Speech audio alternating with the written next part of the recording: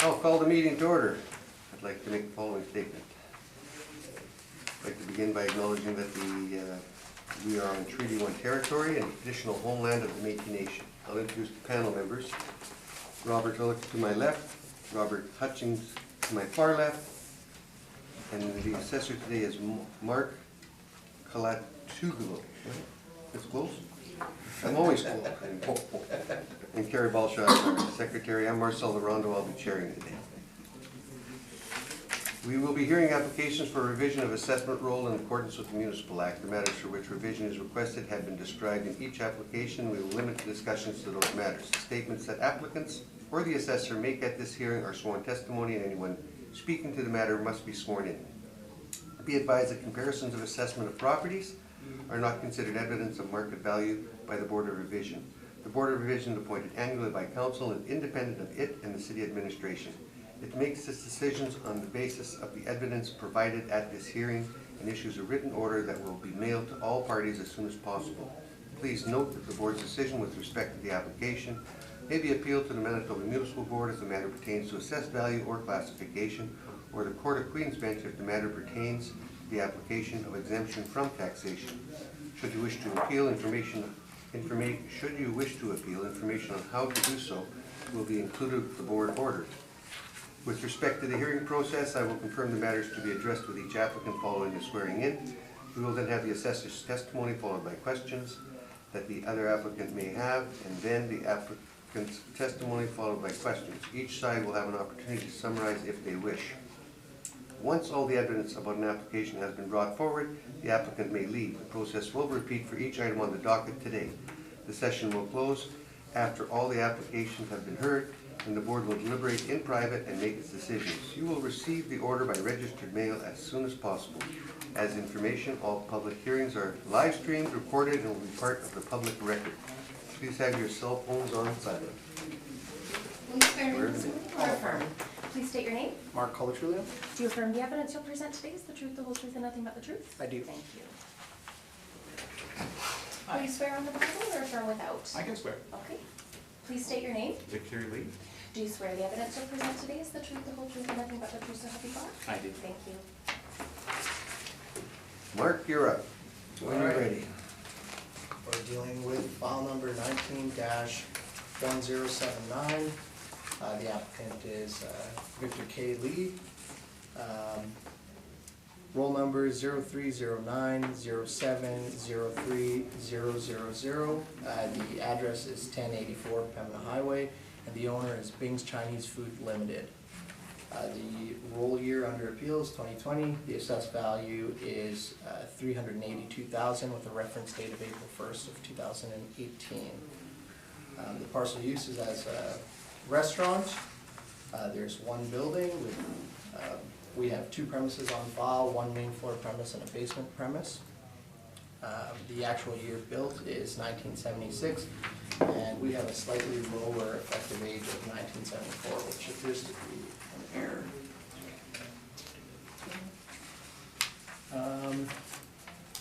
So wood or steel frame construction.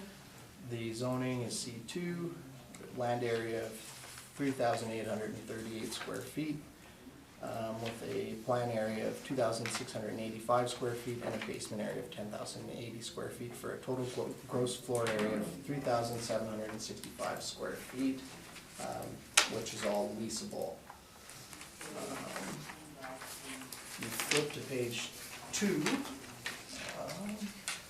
You'll see that the owners have responded to both of our requests for information in 2016 and 2017, so the property is compliant.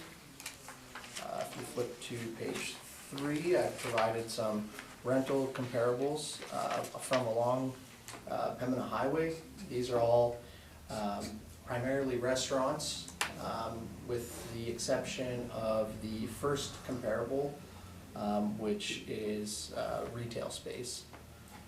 There is a range here in the rents, ranging from $11 upwards of $19. And these properties are similar in size to the subject property.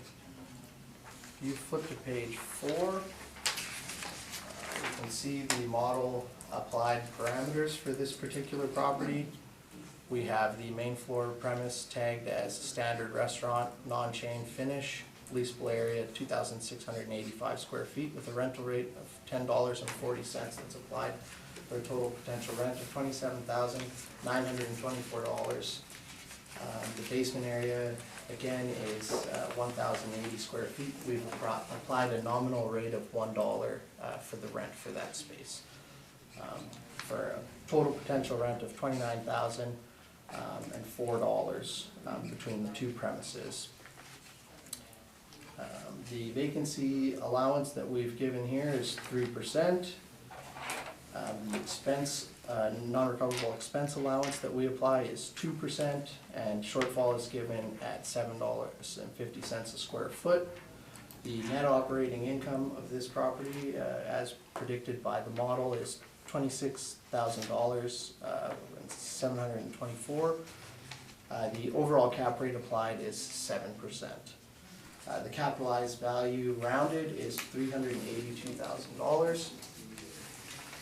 And the summary of the income valuation can be found on page 5.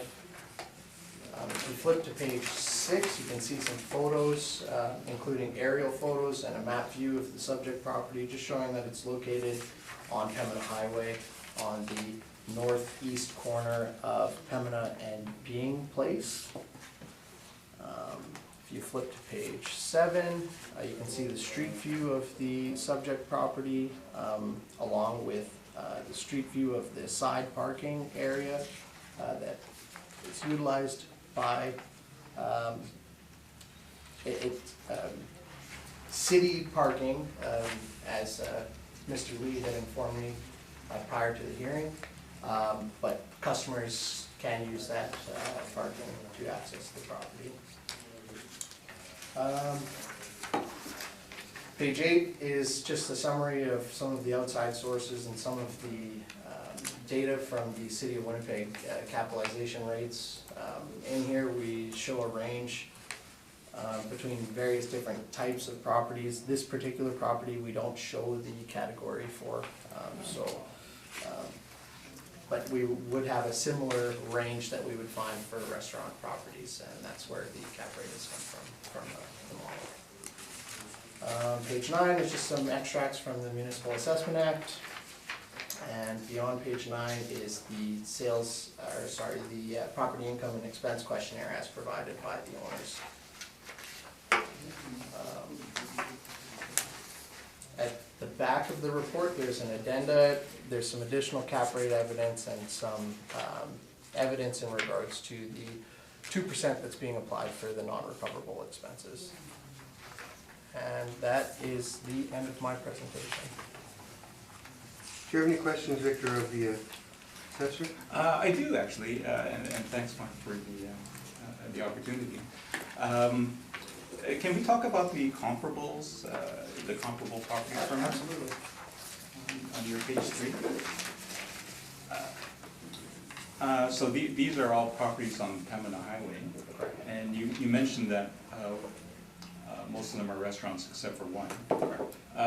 Mr. Chairperson, may I show you and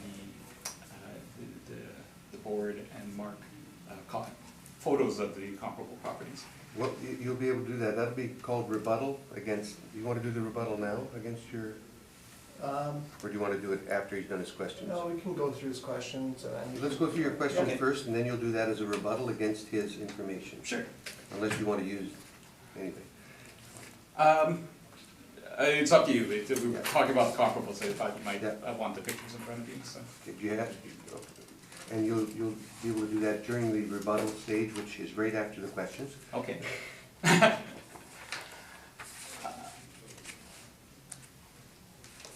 So the properties are all restaurants, you said. I'm just curious how you picked the which properties to look at.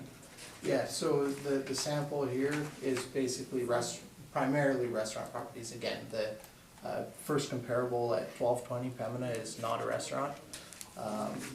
It's what we have tagged as retail space. But primarily, the thought was to try to find restaurants that are similar in age and size, and obviously usage, to the subject property, to try to establish a range in rents for the location that the subject property is in. And I thought it's most appropriate to sample directly from Pembina Highway. Okay. Did you look at any other areas for restaurants, let's say St. Mary's Road or St. Anne's? I did not. Okay.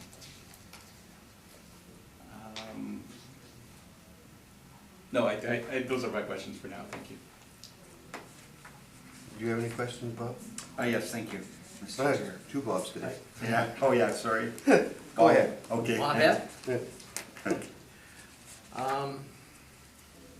Yeah, I do have a question, just for clarification. You turn to, I guess it would be page 10.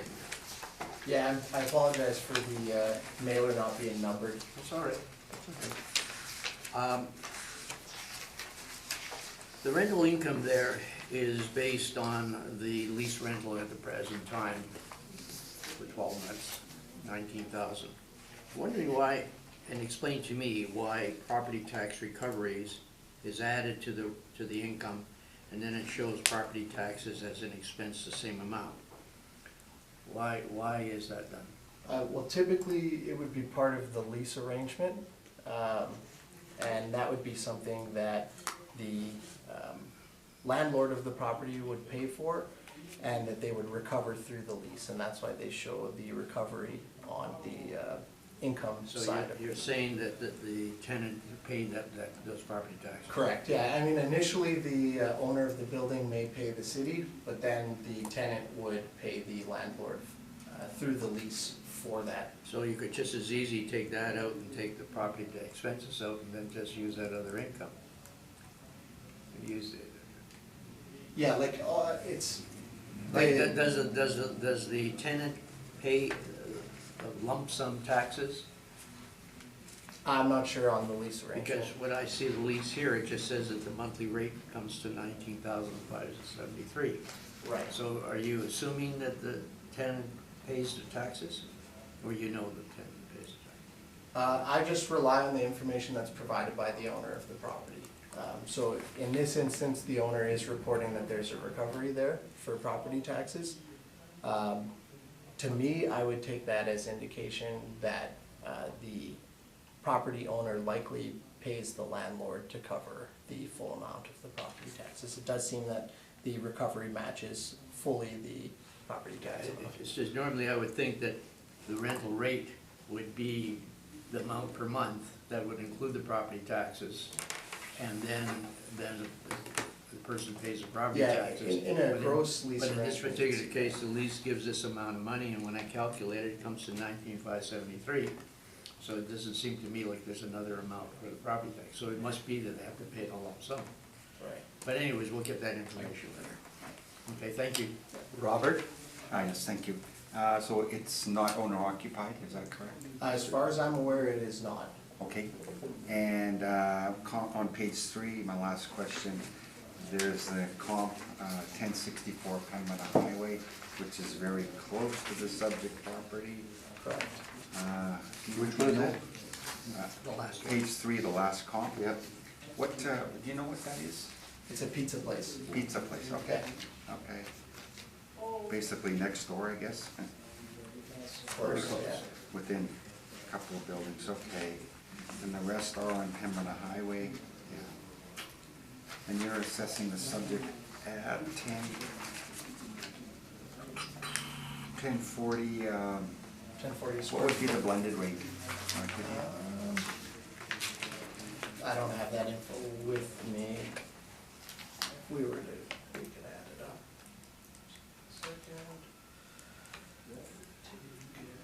Oh, I guess I could do that, sorry.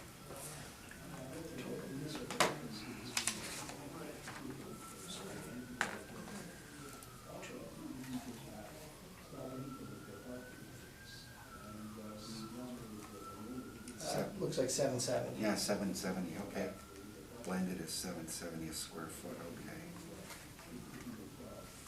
okay. And my last question, that substandard basement, that's just to reflect that it possibly used for storage? Yeah, so based on previous notes by an assessor who inspected the property, that indicated that the restaurant used the basement area for storage. Okay, that's all my questions, thank you.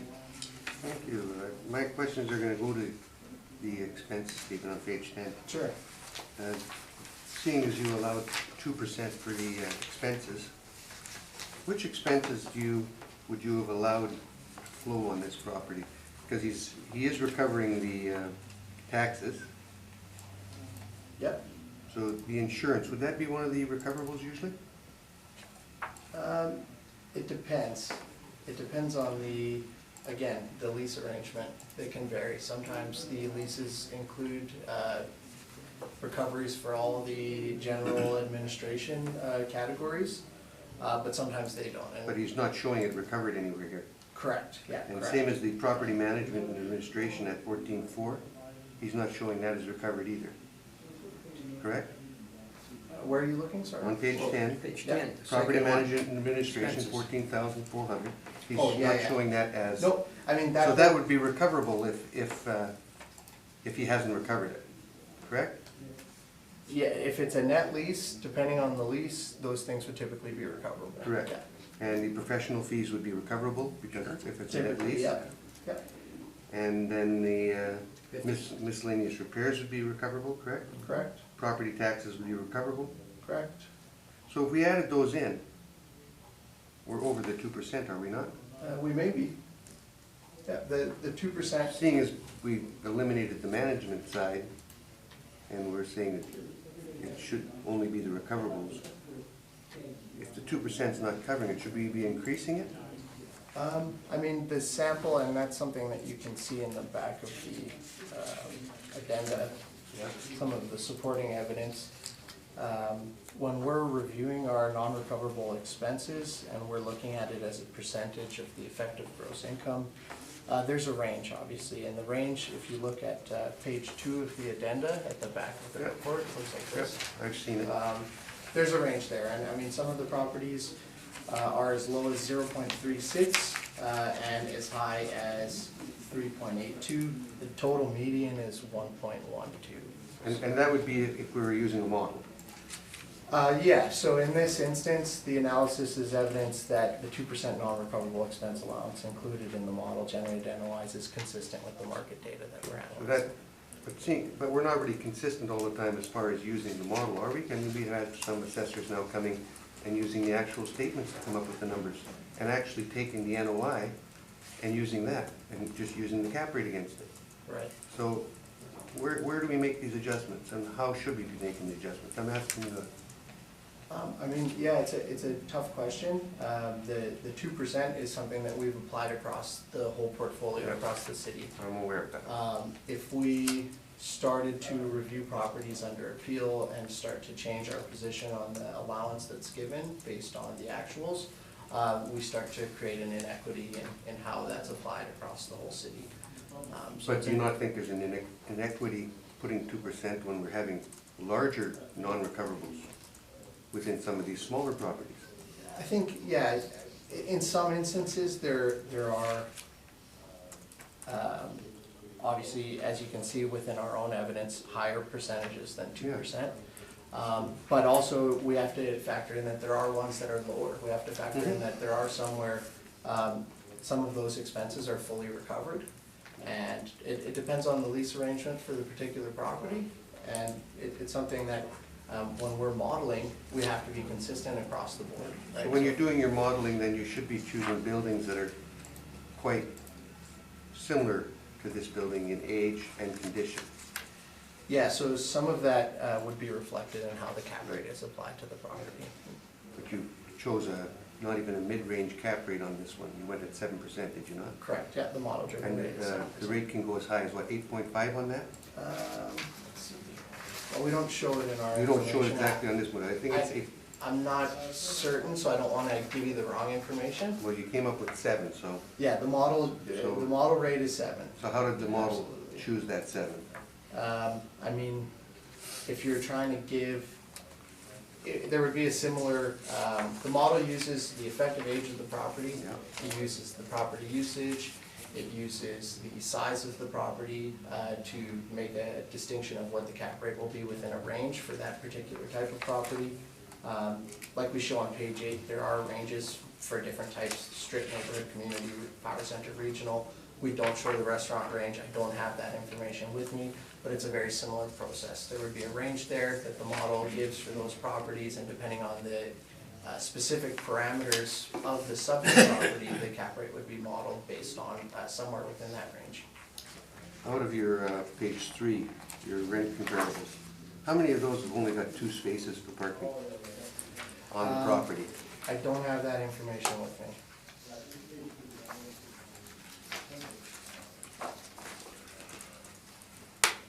Let's do your rebuttal against this page 3. Sure. Sure. Yep. Thank you. Oh, one of those. I'll bring it back. Actually, can I take that one for the file then? Sure, I'll try not to write on it. Thank you.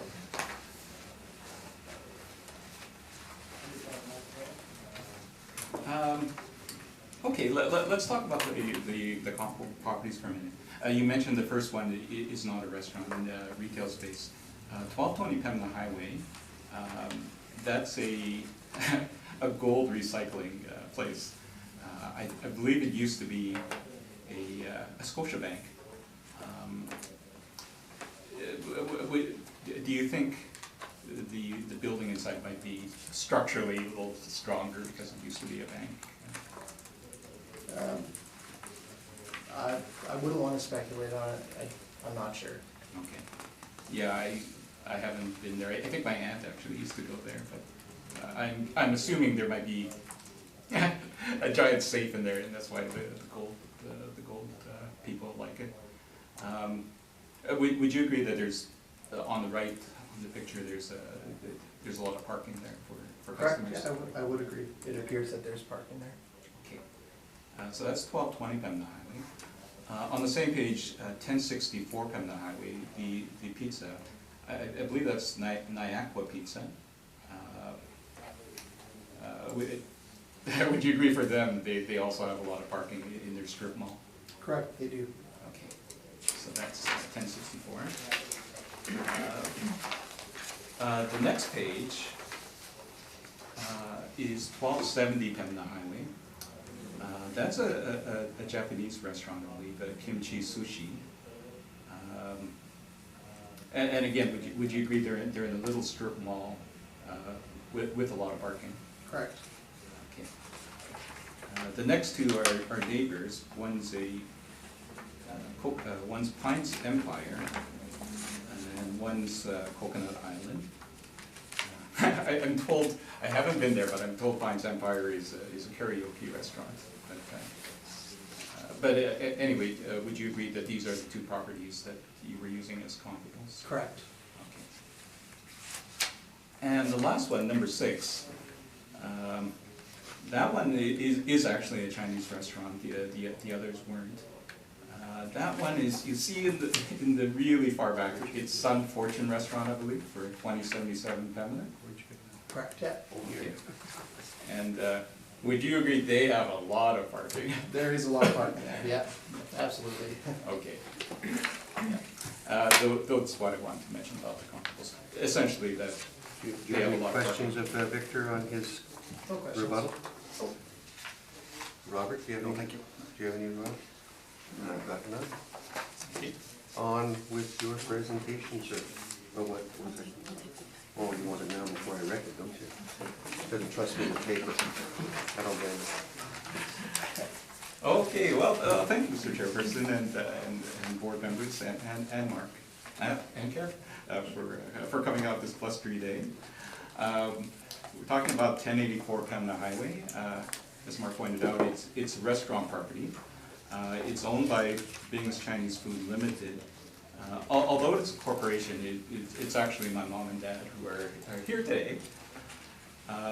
The city is proposing increasing the property assessment from $340,000 to $382,000. as of April 1st, 2018. We're asking that the board consider reducing it in the sense that we believe the proposed assessment is too high. I'd like to chat today about the reasons, and we have 4 of them. We'll go through that. The 4 reasons being the property is in a low appeal area. There have been no improvements to the property that would justify a $42,000 increase at this time. The rental income is actually a bit more than, or the city's estimated rental income is more than we could actually get. And there have been a lot of disruptions that we think should be considered in this case. So what we're hoping for is that instead of a $42,000 increase, how can I put it? Mom and Dad know that everything goes up, and they're willing to pay their fair share. But we're thinking that $42,000 all at once is a bit high, and we're hoping for maybe let's say maximum half of that, $20,000 increase, $21,000 increase. And just talk about our reasons for a few minutes. If you go to page 2, what I'd like to point out that the area is somewhat a low appeal area. It's older. Many of the local residents are lower income seniors. I can vouch for that. My grandmother used to live next to the restaurant. The area is prone to vandalism, and the building has had a lot of graffiti over the years. And there's some pictures there. It's a low appeal area. Page 3, we can point out that the building's over 40 years old, built in the 70s. We haven't done any new construction or renovations in the last, well, pretty much since the 70s that would improve the appeal value of the property. Certainly nothing in the period under consideration. So there have been no renovations or construction or improvements of the building. Page 4, I'd like to talk about the rental income for a minute. I appreciate that the city has to use a formula. But I would point out that the building is over 40 years old. We only have 2 parking spots in the back. Again, the area is older.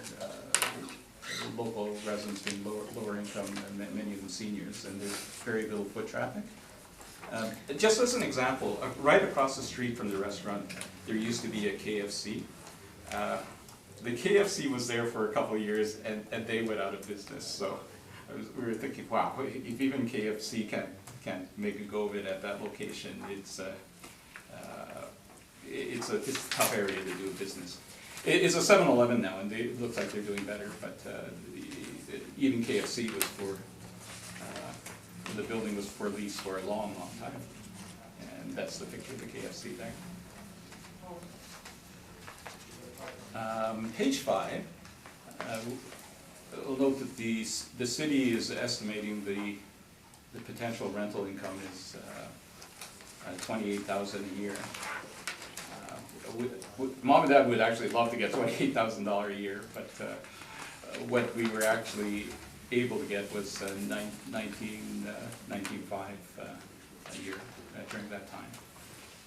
And as support for that, on the next few pages after the city's estimate, we've included pages from the lease. You asked, you asked about the. I was going to say Bob, but it's rude of me to use your first name. You can call me Bob, that's fine. About the property taxes. You asked about the property tax and whether it's net. I confirm that Mark's description is correct. The city assesses property tax. We pay, Mom and Dad, the company pays the property tax, and then we collect the same amount from the tenant. Okay. So it changes year to year depending on what the property tax is. And that's part of the reason why we're here. If the property tax, when calculated, it jumps dramatically, it's harder for the tenant to stay in business, and if it's harder for the tenant to stay in business, it's harder for us to have rent, for mom and dad to collect rent, so.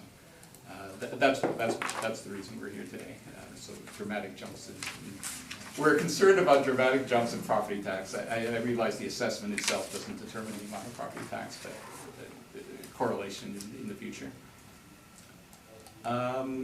Going to page 7, I want to just mention to the board some special circumstances that I hope the board can consider or will consider. Although the assessment period is April of 2018, during the last half of 2017, there was major disruption in the area and right in front of the restaurant, right in front of the property. From about June 2017 to September 2017, the access to the restaurant, if you're going south on Pembina, was completely blocked. You can't turn, from the picture on page 7, you cannot turn left to get to the restaurant. So that was the summer season when people like to go to restaurants and go out and eat to restaurants and whatnot. So there was a lot of construction during that time. So the thought might be, well, maybe they could come in on Bing Place, come in from the east. At the same time, on page 8, the city decided to do the road construction on Bing Place at the same time. I guess the city was hoping to do it all at once, but it did disrupt the businesses, our tenants' business, plus the businesses on the block. So Bing Place was also closed. So that was about from June 2017 to November 2017. Also, around the same time, from September 17 to November 2017, the city redid the parking area right beside the restaurant. So there was no parking at all during that period. And that's page 9. And finally, on page 10, they also redid the sidewalk at the same time. So from September 17, November 2017, sidewalk access was also difficult for customers. And we're thinking that people driving by, oh, well, all this construction, no place to park, we're going somewhere else. And one extra thought, when they finished redoing, they took away one of the parking spots as well. I'm not sure why, but there's one less parking spot there now. Page 12, the city did actually finish the construction right in front of the restaurant.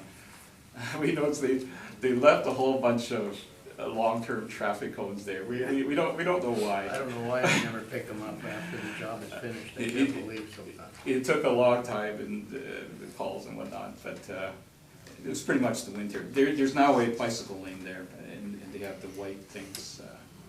But it discouraged, I think my comment there is it discouraged parking for a long time in front of the restaurant as well. So in front of the restaurant, the side of the restaurant, side street, there were traffic disruptions and parking disruptions. And one more comment on page 13. Just for your interest, the busiest time we used to have the restaurant in that location. The busiest times for Chinese restaurants are, or the second and third busiest days of the year are New Year's Eve and New Year's Day. Actually, Mother's Day is actually the busiest day of the year, but for some reason Father's Day is just a normal weekend. No, we're nothing. So for New Year's Eve and New Year's Day, as part of the rapid transit construction and redoing the Jubilee Underpass, the city closed that Pembina Highway there. We kind of understand it has to close sometime, but it was the busiest days of the year for the tenant. And the city even sent out notes saying, don't use a different route, don't go into that area.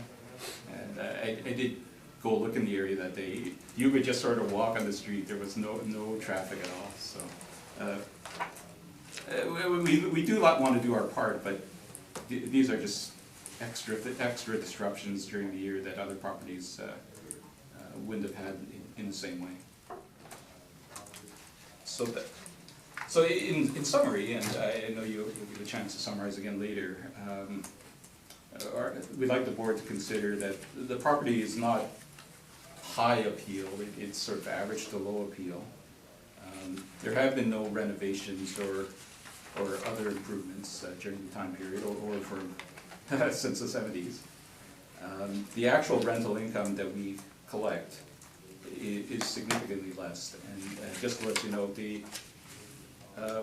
we're not giving a deal to the tenants. It's more that they're not long-term friends or family that collects the red checks every 6 months or so, and you have coffee and egg rolls and stuff. But we don't hang out together.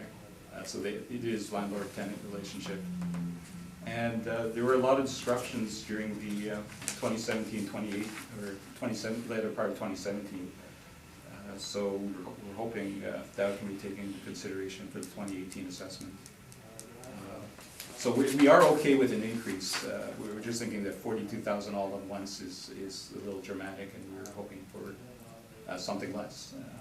Half would be nice. And that is my presentation. Mark, question? Just one question. What's the construction situation now at the subject property? Better. There's they were still doing landscaping around the Jubilee underpass, or at least they were until it started snowing. But it's almost. I'd say it's complete right in front of the property. There's no construction on Bing or in the front of the property on Portage or Pembina? No, that part is nearby, more like towards the underpass, and Taylor is still under construction. No further questions. Robert? Okay, You're Robert, I'm Bob. All right. Okay. good. All right. Mr. Lee, you know, I'm gonna ask, first of all, I'm looking on the assessor's evidence Yes. presented on page 10. Sure. The income and expense statement, Mhm. and balancing it with the lease information that you provided. Yes. So the tenants are paying a base rate of around 16.31 a month, A or month, 16.71? Yeah. Okay, and then they're paying the taxes, They're paying the property taxes, correct? total property taxes, so that adds another. That brings the actual lease up to $2,200 a month, 27,000 a year. Yes. $2,263. Now on page 10, and after looking at the lease, they were responsible for maintenance of the building, including the heating and air conditioning. Yes, they system. pay their hydro and. Okay, so they're paying the hydro, the water, and Yes, sewer, yes, and heat, yes. okay, and they're paying snow removal. There's nothing really much to Okay. remove for snow. There are two parking spots in the back, and it's Okay. shovelable, I guess is the way Yeah, to. and they're responsible for sewer and water maintenance. Yes, they are. Anything on the roof, I believe, it states there. And if it has to be replaced, they'll have to pay 50% of that. Yeah. Okay.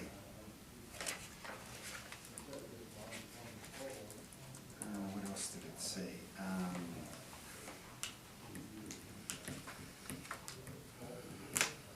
I guess my point is the lease is actually more than the stated value of $19,573 when you consider what they're paying in extras.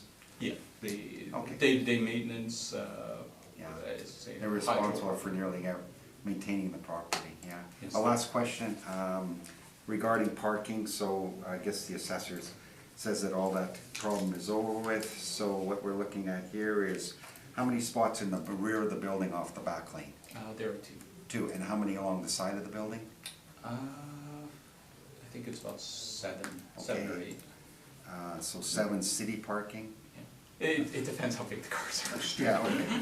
Okay, and then the front is restricted between 3:30 and 5:30 only, or is it morning too, or It wouldn't would be matter? morning and. Okay, and 3:30 to 5:30, 5:30. but there is street parking in front, Outside of the rush hours, yes. yeah, along that block there. Yes. Okay. People are, we don't see them parking that often. The bicycle, the white pillars for the bicycles seem to discourage people. They So think, there is- they're not sure it's actually parking, even though there's signs there. So there's a bicycle lane, but There's there is there's parking. bicycle lane next to the sidewalk. Okay, now. yeah, okay, okay. And you're asking us you provided no rental comparisons other than, I guess, all we've got is the assessor's information, but, Yeah, the rental comparables, I would like to, but I think we're at a bit of a disadvantage, because if I went to businesses and asked how much are you paying in rent, they'll just, none of your business. Go away. okay. I guess what I'm saying is all we have been presented is the assessor's Yes. rental comparisons, yeah.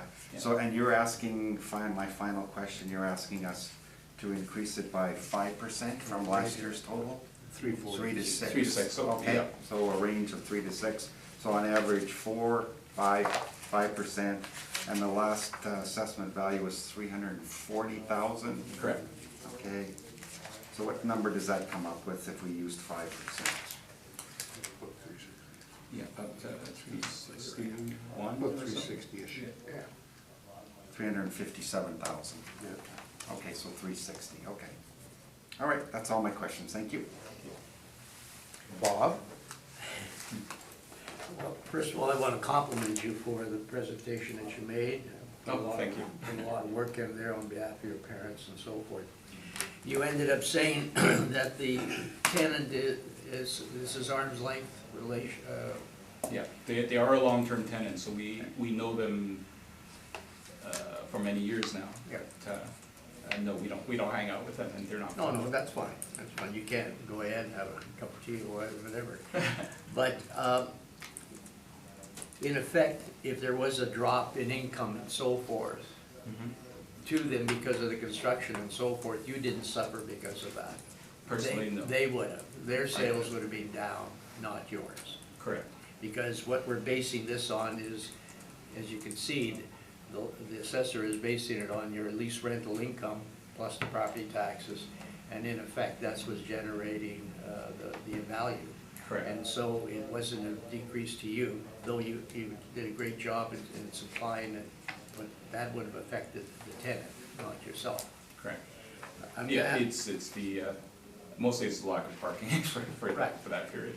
So with all that, your current lease expired on September the 14th, Last month, yes, and was it renewed? it was renewed. I'm not gonna ask you what you renewed it for, but you did renew it, so. Because it's,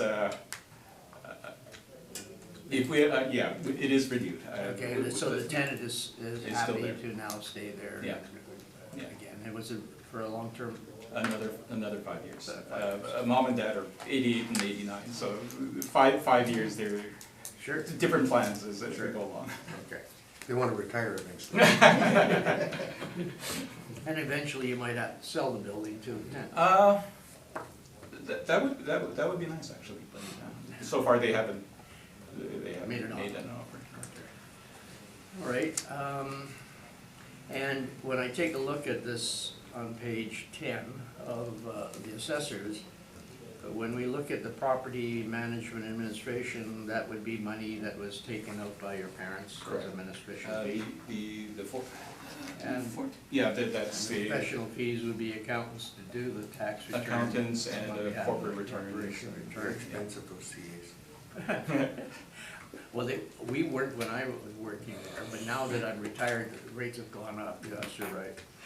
And this small little maintenance of $55 is Paint irrespective and of things penny. like that, yeah. And then you got some bank charges here, $490 or something. Yeah, the bank actually charges fees. Yeah, It was $10 a month, plus there was some interest on things. So. and the insurance, that's your responsibility then to cover the insurance on the building, but I'm assuming the tenant would have insurance on everything inside? Our insurance covers the building, fire insurance. They would have insurance for their own tables and Right. for theft insurance and whatnot. All right, that's all the questions I have. Thank you. Okay. Did you want to put anything in summation before we deal with this matter, or you want Let to you throw guys something do at us? No, Well, you're going to trust us, are you? I trust you guys. And your summation on your sheet. Thank you very much for Okay, your thank you. presentation. Thank you very much, and thanks for the opportunity to chat and for you guys coming out, even though it's so snowy. So. Well, we sure didn't want to disappoint you. So. Oh, thank you. 5 minutes. Call it back to order. The first property we're gonna deal with here is gonna be 650 St. James. Oh, you got a square rock here, I'm sorry. Please state your name. Rocky. Do you affirm the evidence you'll present today is the truth, the whole truth, and nothing but the truth? I do. Thank you. Just swear him in for the year and get it over with. Yeah, yeah.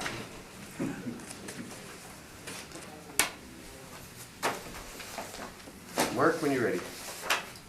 All right, we're dealing with file number 19-4626. The applicant is Colliers International. Roll number 0700156400. The address is 650 St. James. The owner is SJ West Properties Limited. The current use is a fast food restaurant of the Wendy's branding. We have two premises currently on file for this property, a main floor premise and a basement premise. The actual year built is 1987, and we have an effective age of 1999, or 1990, I should say. So wood frame, wood or steel frame exterior construction, C2 zoning. The land area there is 22,186 square feet. Plan area is 3,533 square feet. The basement area is 889 square feet for a total gross floor area and total leasable area of 4,422 square feet. This property is currently in the middle of a renovation project. It is closed and the building is fenced off. The scope of the work is they're removing a dining room addition that was an old addition off the southeast, or yeah, the east side of the building. There's a dining room addition, and underneath the dining room there's a basement area. The scope of the work that's being done now is they're filling in the basement area, and they've torn down the old addition and they're rebuilding it. I believe to the same dimensions, however, I don't have the information with me. And as of yesterday, when I inspected the property, there was still ongoing work. It was still very much a construction site, and I spoke with two of the gentlemen there that were working on site. They had indicated to me that the work was likely to be concluded by the middle of November. And I asked them if it was likely that the property would be reopened by the new year, and they did indicate that they thought that they should be completed well before the new year.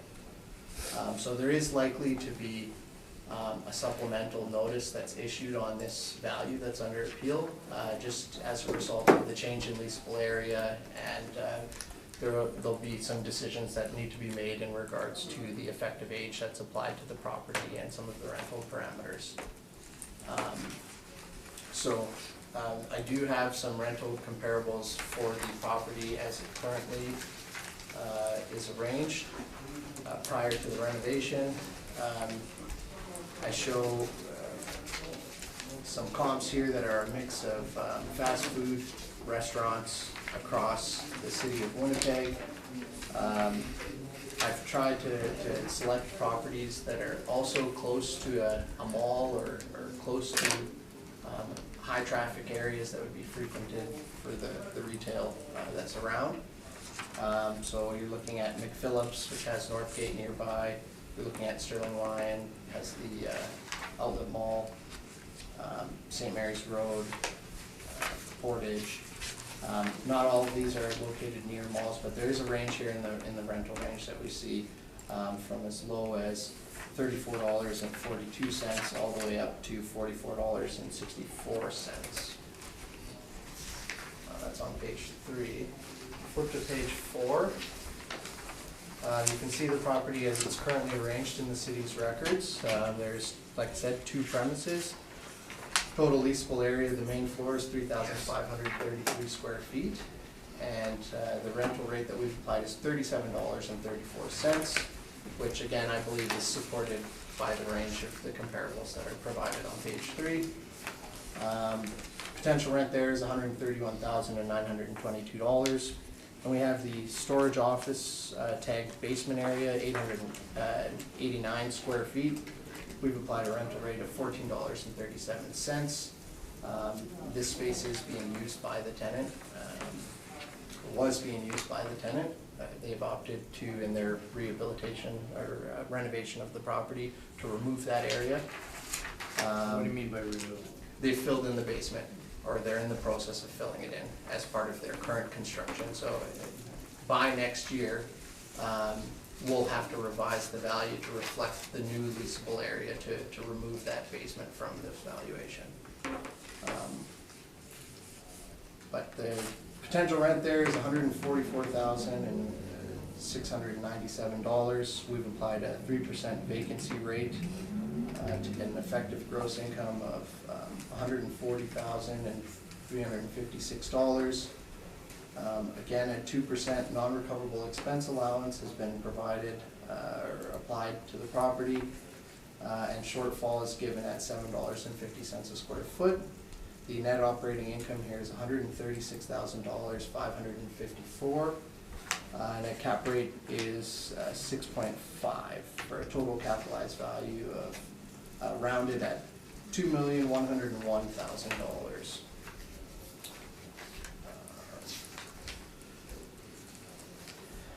Page 6, you'll see some photos, including a map view and an aerial view of the property. It's located directly across from Polo Park Mall. It's a high traffic area.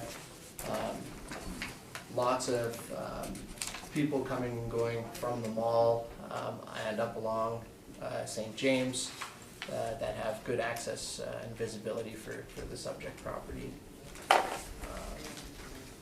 If you flip to page 7, you'll see the street view prior to the renovations. I've actually, I took some pictures yesterday. I can send them out if you guys would like to see them, just to show you at where the renovation is at as of yesterday.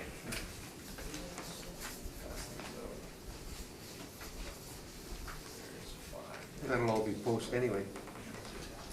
Well, yeah, so the 2020 assessment will have to reflect the building as it currently stands. So once this is completed, even though the reference date for the 2020 assessment is April 1st of 2018, we would have to reflect the changes that are being made here in the assessment that's applied for that reference date. So you'll be taking the basement up? Correct, yeah. So, and that's part of the review. There will be a full review on the value of the property, but based on my review of the building plans and my conversations with the workers that were on site, it did seem like the basement area was being filled in, and it did seem that that would be a necessary change that would be made as part of the supplemental that would be issued for the property. On the backside, you can see that the whole place is fenced off. So they're closed temporarily. This is common for fast food restaurants. You know, they go through ebbs and flows in their life, and things need to be modernized, and this was one of those properties that obviously they've identified as needing some work, and obviously we'll need to review our value upon the completion of that work. Page 8, there's some cap rate information. Again, the restaurant category is not shown on our table here. But the rate that is applied is 6.5, and does fall in line with the range that you see for strip malls, regionals. But again, we wouldn't be looking to those to model our cap rate. We would look at what we can find from restaurants in regards to applying a cap rate for this particular property. Page 9, there's just some information in regards to the Municipal Assessment Act. Page 10, we see the mailer for the subject property, the 2017 mailer. And here you can see that there's a gross lease in place. They bring in approximately $150,000 in rent income. I'm not sure what the $3 of operating income is. And then they show property tax recoveries there for a total income, $182,535.74. In the expenses, we see insurance, property management and administration, professional fees, office supplies, property taxes. Total expenses $64,982. Net operating income of this property is $117,553.43.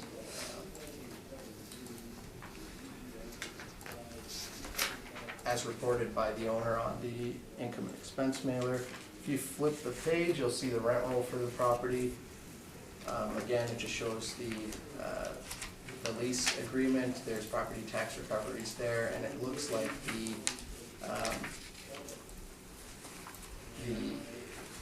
categories that are X'd off on the right-hand column are included as part of their gross lease.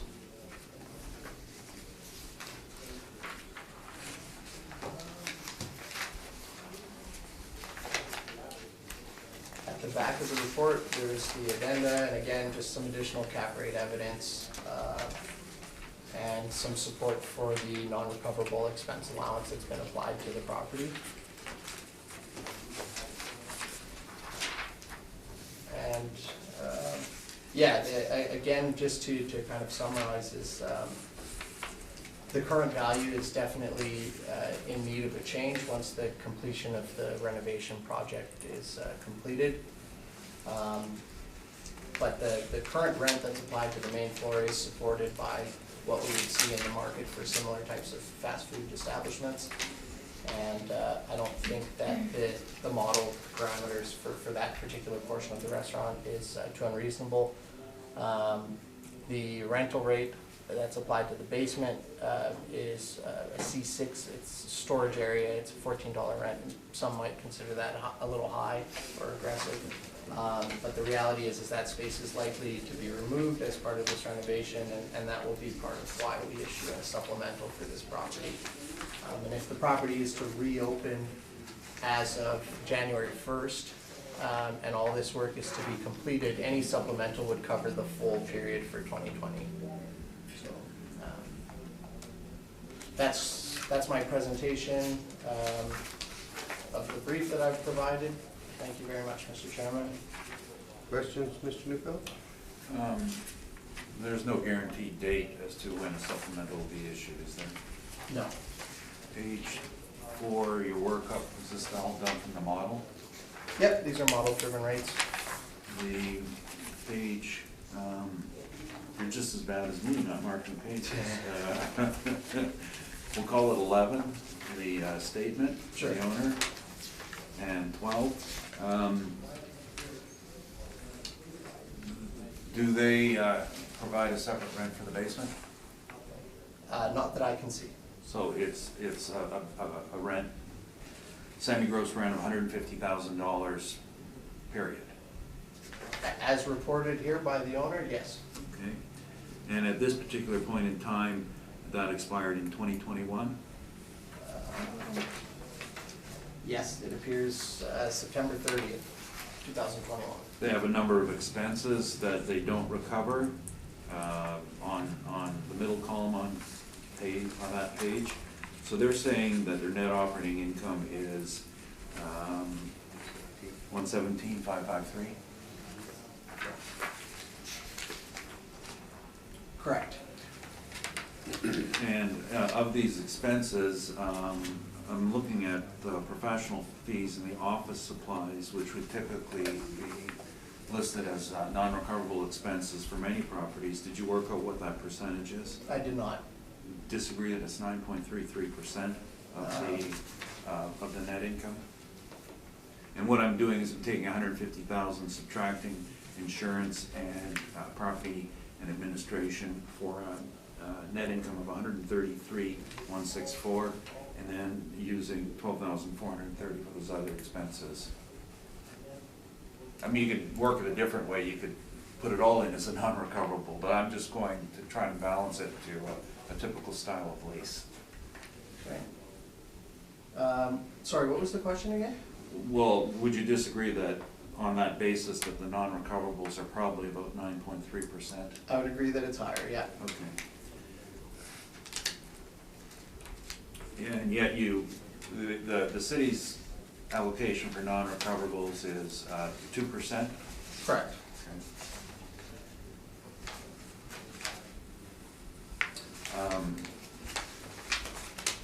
The capitalization rate To your knowledge, are there any restaurant sales in your capitalization study? I don't believe so. But you don't have a line item here on your page 8 for restaurants, do you? In regards to the cap rate table? Yes. No. To your knowledge, have there been any included in your study? I mean, I haven't personally been involved in the cap rate analysis. It's something that our modeling team looks after. No, to my knowledge, from what I can see, in the sample provided in the addenda of my report, there may be restaurants within some of these properties, but I don't know if that's the primary or use of the properties. Do you have some understanding of the market conditions facing restaurants and the typical investment risk in the marketplace? I'd like to think I have an understanding of it. So 9 out of 10 fail in their first year, was the common saying. Would not a restaurant be a higher risk category than many other categories of retail? It may, however, I think for this type of property, it's a fast food restaurant, it's a national chain. You know, I think that there's a lot of weight that needs to be put in the risk that's associated with running a fast food restaurant as opposed to a ma and pa restaurant that's trying to get out off the ground for a couple years and then fail. Haven't there been fast food restaurant failures in the past decade? There have, I mean, as evidenced by the need for the renovation here, they see the need to inject some capital into this building. And wouldn't the selection of capitalization rates based on it being a national chain be a tax on the business, not the realty? I would still say that the analysis in the back end in regards to the modeled rates for the restaurants would use a variety of restaurants. It doesn't just focus in on national. Did you calculate the actual rent per square foot? Of the gross lease? Yes. No, I did not. Okay. Those are my questions, thank you. Robert? Yes, thank you. Page 4, Mark, your average rent you're applying is $32.72, is that correct? Blended? Yes. Let me have a quick look.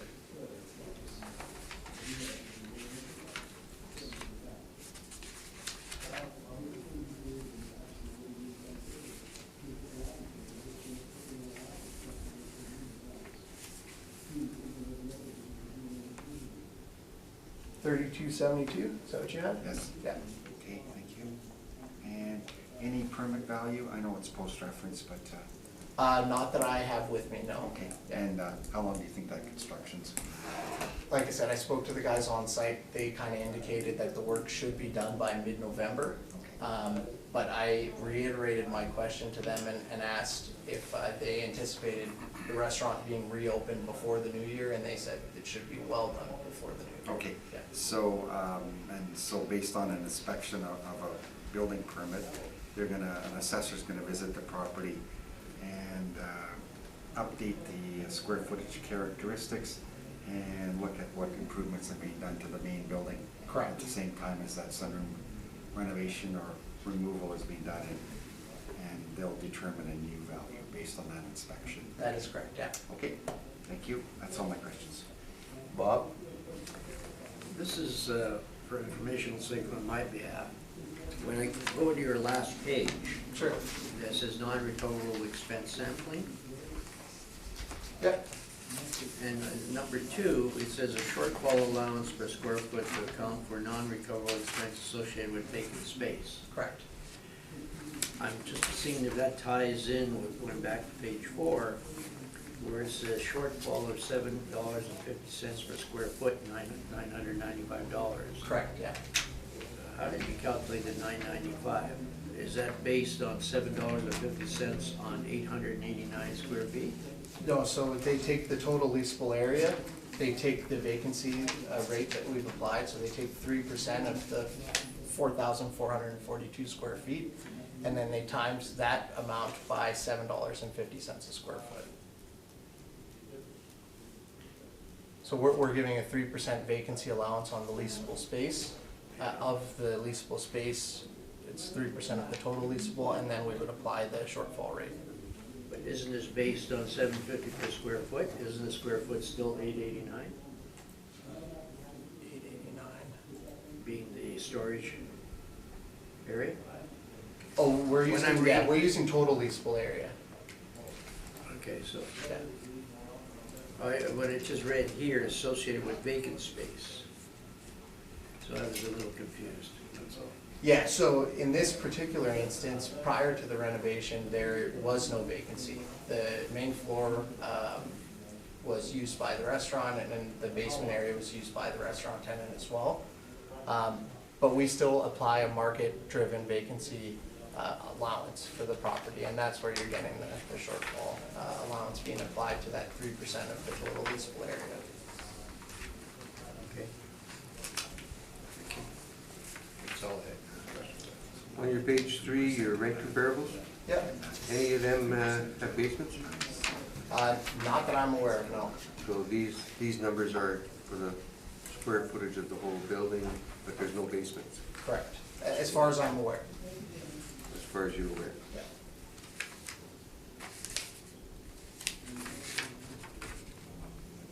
And they're all net. Yeah, as reported, these are net rents by the owners of the respective properties. 1100 St. Mary's Road.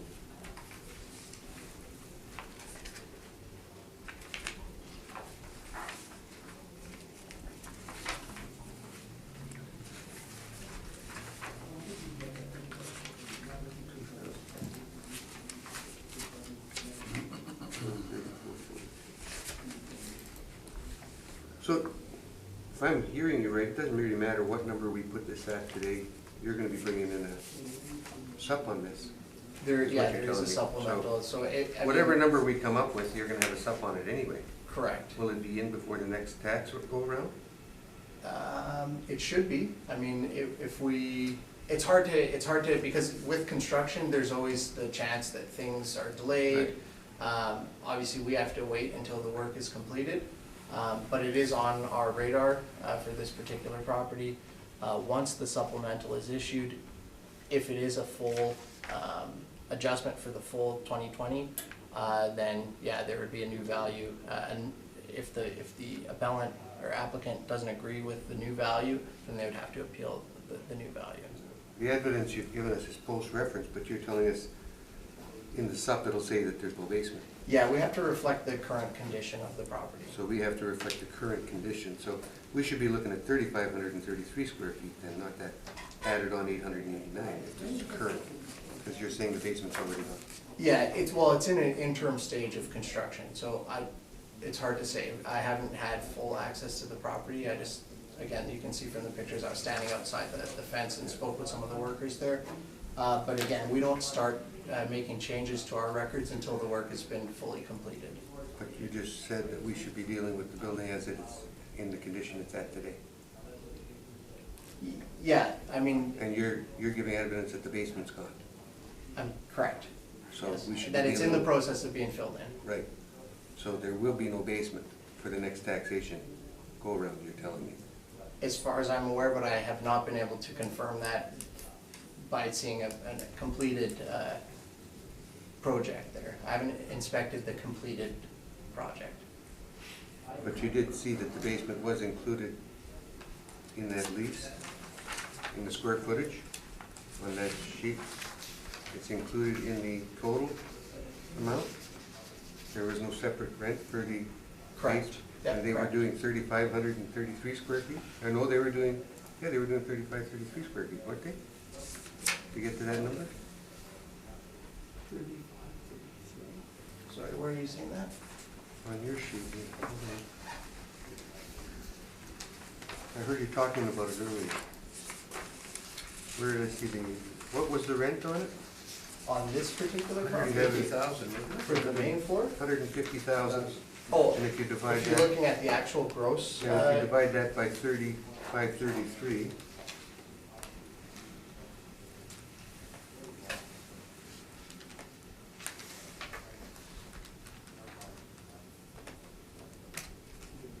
I'm coming up with a much higher rent if you're doing that. Let's see what he has to present on it. I have another question. if I may. Oh, sure, go ahead. Sorry, Thanks. Bob, I didn't see. No, it's okay, it's all right. Thought I'd already done it. I did, and then based on what you just said, Oh. then another question came up. Go ahead. Okay, thanks. Looking at this, now, just maybe making an assumption, we need storage space, right? Maybe they found out that the basement storage wasn't conducive, it didn't really work, so they filled it in. I'm asking, are they adding on some square footage at the end so that the storage space is all up at the top? And as a result, you might be still back to 4422? I don't think so. I think what you're gonna see in the end is a reduction in the leasable area. The final leasable area, again, I'd have to review building plans, and I'd have to see that, what was done on-site, through the process of construction followed what was But submitted. they need storage. Yeah, and part of, what could be going on there is like, it's not just the addition that's being worked on, they're modernizing the whole layout of the restaurant there. So, in that reconfiguration of the restaurant, they may have allocated space to storage and have trimmed up some of the other space. I can't really speak to it because I haven't seen the finished product, but That's for the future. yeah, that's right. Okay, thank you. I have some follow-up questions in regards to some questions asked about your procedures. Sure. With these changes in configuration, will the market value change? Like the changes in leasable area? Well, you've seen the lease Yep. numbers, you've seen the term of it. So the rent's not gonna change, is it? The gross lease that's in place for this subject property, That's correct. looks like it extends past the period of construction. And because the actual income doesn't change, will the market value change regardless of what they do? Well, I mean, it wouldn't be appropriate to just look at the site-specific financials and. Well, I'm asking you a market question, I'm not asking you an I think assessment. if. No, I'm asking you an assessment question. Right, but I think if you were trying to look at what a market value for this property would be, you wouldn't just focus in on the gross lease that's in place for this property. I think you'd have to look at other net leases, to try to get an idea of what a net lease for that type of property would go for in the market, and then use that to apply, to establish a value through the income approach. Those are my questions, thank you. Now I've got another question. Is this on a land lease as well? Not that I'm aware of, no. None of your other ones are on land leases then? Of the properties under appeal. On number 3? On your page 3, your comparables? The information that's shown on page 3 are reported as net rents to us. Just net rents, doesn't Yeah. show if they've got. Typically, during my selection of rental comparables, if I see a land lease, I wouldn't include that as a rental comparable. Okay, Yeah. good. On your presentation, Mr. Neufeld. Okay, first there's I have a, I don't know if to call it procedural. There were 2 appeals originally on this property. One was placed by the tenant's agent and mine was placed by the owner's agent. Now, I understand the tenant's agent has withdrawn, I just found out this morning. The tenant pays the taxes, but I'm guessing now from looking at this that the concern is what we're dealing with is a semi-gross lease. So it is a landlord's problem, not a tenant's problem. And I'm going to be approaching it as the tenant, as the landlord, and the market value, not the value in use to the tenant. Do any of you have any scribbling on your front page? Because I just got this and mine's all scribbled up and nothing was changed. You don't have any handwritten notes on here, okay? This? Yeah. No, okay, that's fine, because there was a change, and after this is a new property for us, and we didn't even have last year's statements. We were working on information that was given to us in a less formal fashion. And it does differ slightly from what the assessor has provided, so considering the Municipal Assessment Act on relying on information that may differ, we're going to rely on the assessor's information, therefore necessitating a small change in our value. So looking at the assessor's statement that was provided to the owner, you can see that the semi-gross amount is $150,000. After expenses, their net operating income is $117,553, which does not account for vacancy and has a non-recoverable rate which is fairly high, which is typical for restaurants. I've done a recalculation, and the variance is rather small, and what I did is I just took the $150,000, subtracted insurance and the administration fees to come up with a net amount of $130,486. That would be my estimate of what the actual net is. Based on only the above ground space, that works out to a rent of $36.93 a square foot. So we don't differ greatly from the assessor's number. I believe he's at around $37. The point is that the basement, whether one thinks it has any value or not, the lease does not contemplate it, and it contemplates nothing whatsoever on it, and it has no value.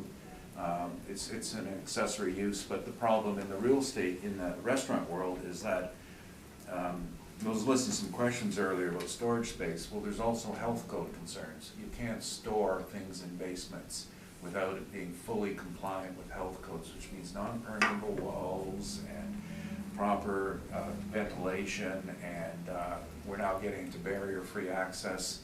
So the basement storage is an obsolete concept.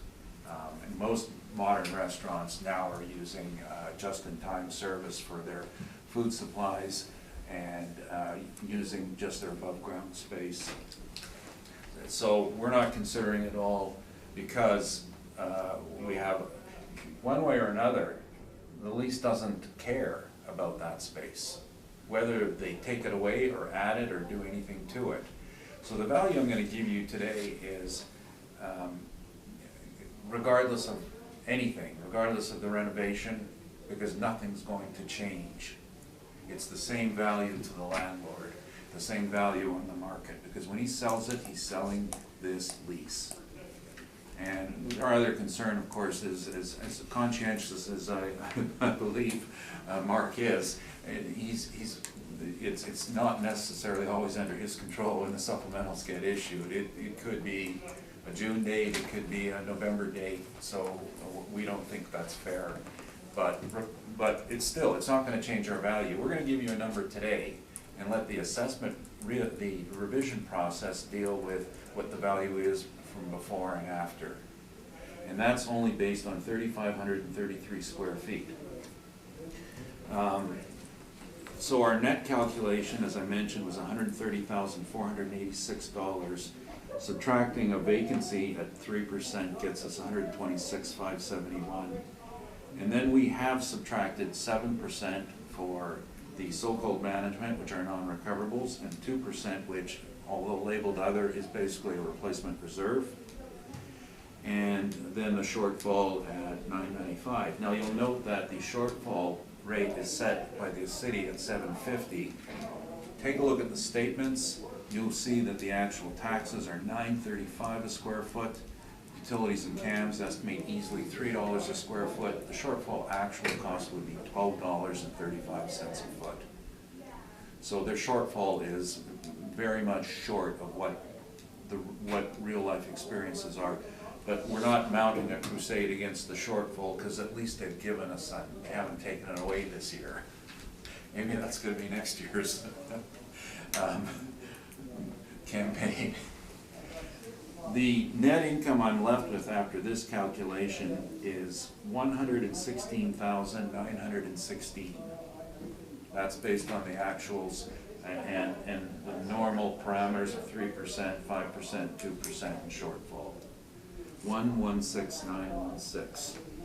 116. 916. 916? Yes, that's correct. Okay. And that's compares rather favorably to their declared NOI. Now, the differences in the declared NOI versus what I've calculated is declared NOI has no vacancy allowance, but it has a higher non-recoverable amount. So we're content in this case to look for the standardized rate that should be on 5%. Now, if my alternate position is take the 117, it's the same number basically. As far as capitalization rate is concerned, restaurants are a risky business. I know, I bankrupted several myself. Well, I didn't do it, the market did it. I wrote them down to the ground. And mine were chain restaurants. At 6. Restaurants are just a risky investment. In this goes into the concept as well with the non-recoverables. One of the things about restaurants that differ from other market participants are things like higher insurance. You have to have 2 levels of insurance. The owner's got to keep one, and the user has to keep one, because the owner can't trust the tenant if he goes bankrupt that he hasn't paid up his insurance. And insurances are high in restaurants because they have fires. We're going to hear about one later. They have higher liability. When someone trips and falls in the ice going into Wendy's, they're going to sue Wendy's, they're going to sue the owner. So higher insurance is called for. The equipment in a restaurant is there are 2 sets of HVAC systems. There's one for the comfort of the patrons, and there's a second system for a kitchen, because you need to have an exhaust hood, and then you need a makeup air to replace that air to draw the heat and the fumes out of the kitchen. So that's 2 sets of HVAC. You also need fire suppression systems, which aren't sprinklers, but they're chemical spray nozzles that are located above the grill and have to be inspected semi-annually. And you know what? The owner can't trust the tenant to do that work, because he's the one who's going to lose if the fire suppression systems aren't working, and he won't get his insurance claim covered. So he's got to have those and pay for these things himself, fire suppression, or make sure it's done. So that's and I said earlier that, you know, the common saying is 90% of restaurants fail within the first year, the chain restaurants do perform better, but we could probably all think of several chain restaurants that have gone bankrupt, and when they go bankrupt, it's a big bang. It's not just a little thing. They're just risky investments. So what now? Normally we would be looking at a rate probably close to 9%. Now the only difference in this case is you can see by the evidence that the tenant is responsible for his changes and alterations, and it's his cost.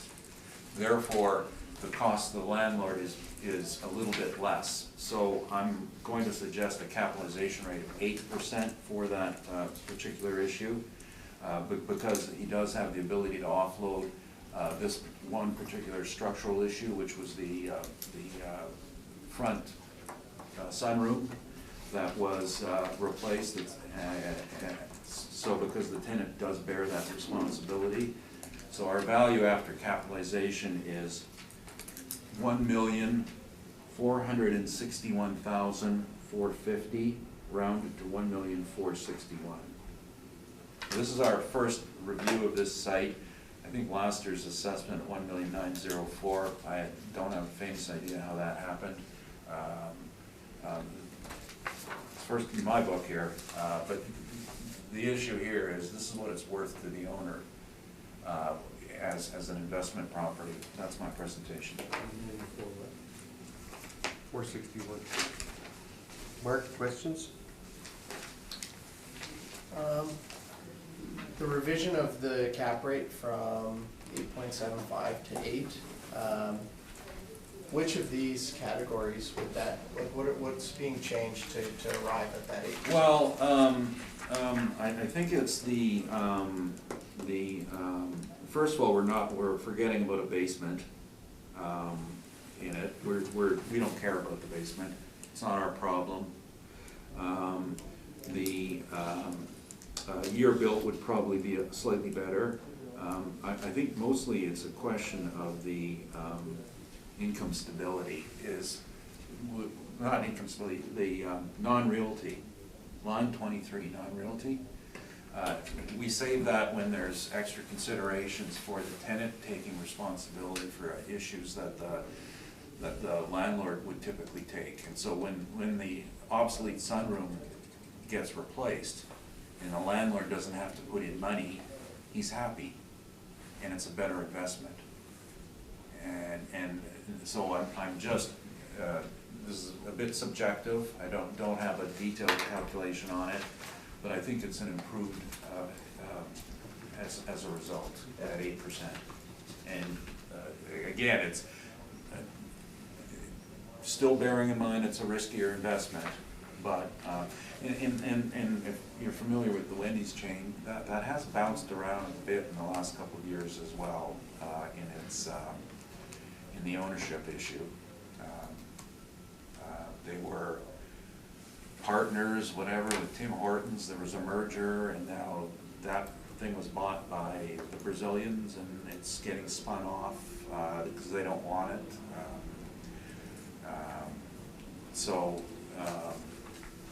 But I think you answered my question. Yeah, okay. Yeah.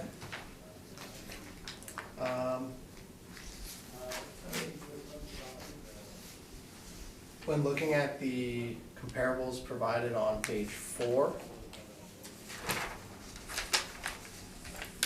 I think these are just general, we've just put an entire table of restaurants that we have verified leases on. okay, and can you tell me how many of these are fast food restaurants? The first one, a Burger King.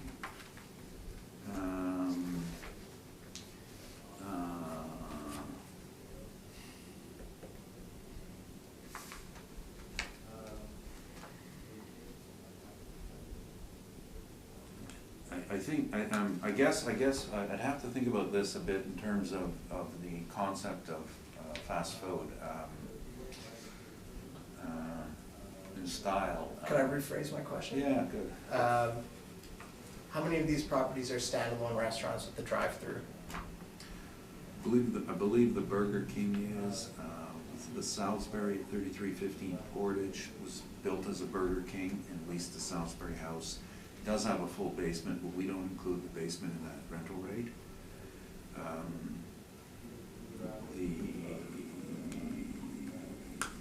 Make me think here.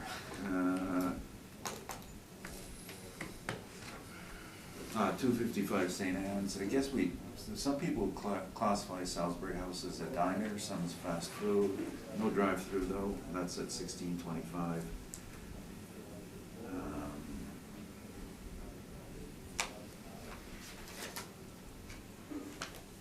Dono Pizza's a standalone, but it's an old building with a lot of obsolescence in it.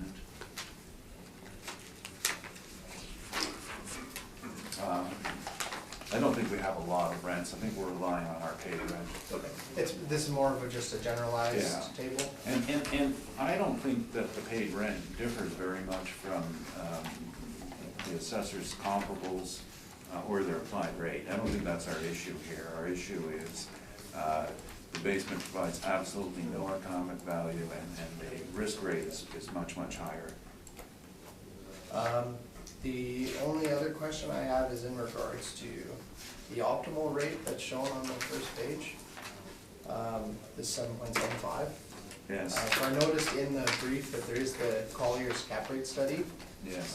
but again, I don't think it shows specifically for restaurants. No, we don't track restaurants, and I'm just, yeah, I think we have a bit of an explanation further on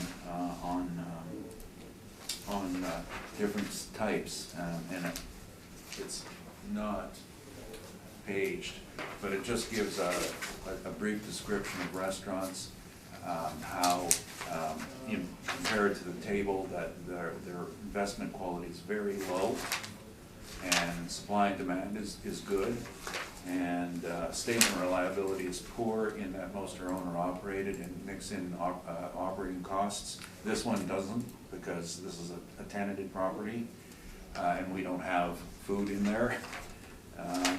And then we say that a premium rate would be 2 to 5 points higher than retail. We talk about a recovery focused on 7 to 10 years, which means that the shelf life of the interior finish is 7 to 10 years, and that depends on the head franchisee, what their rules are.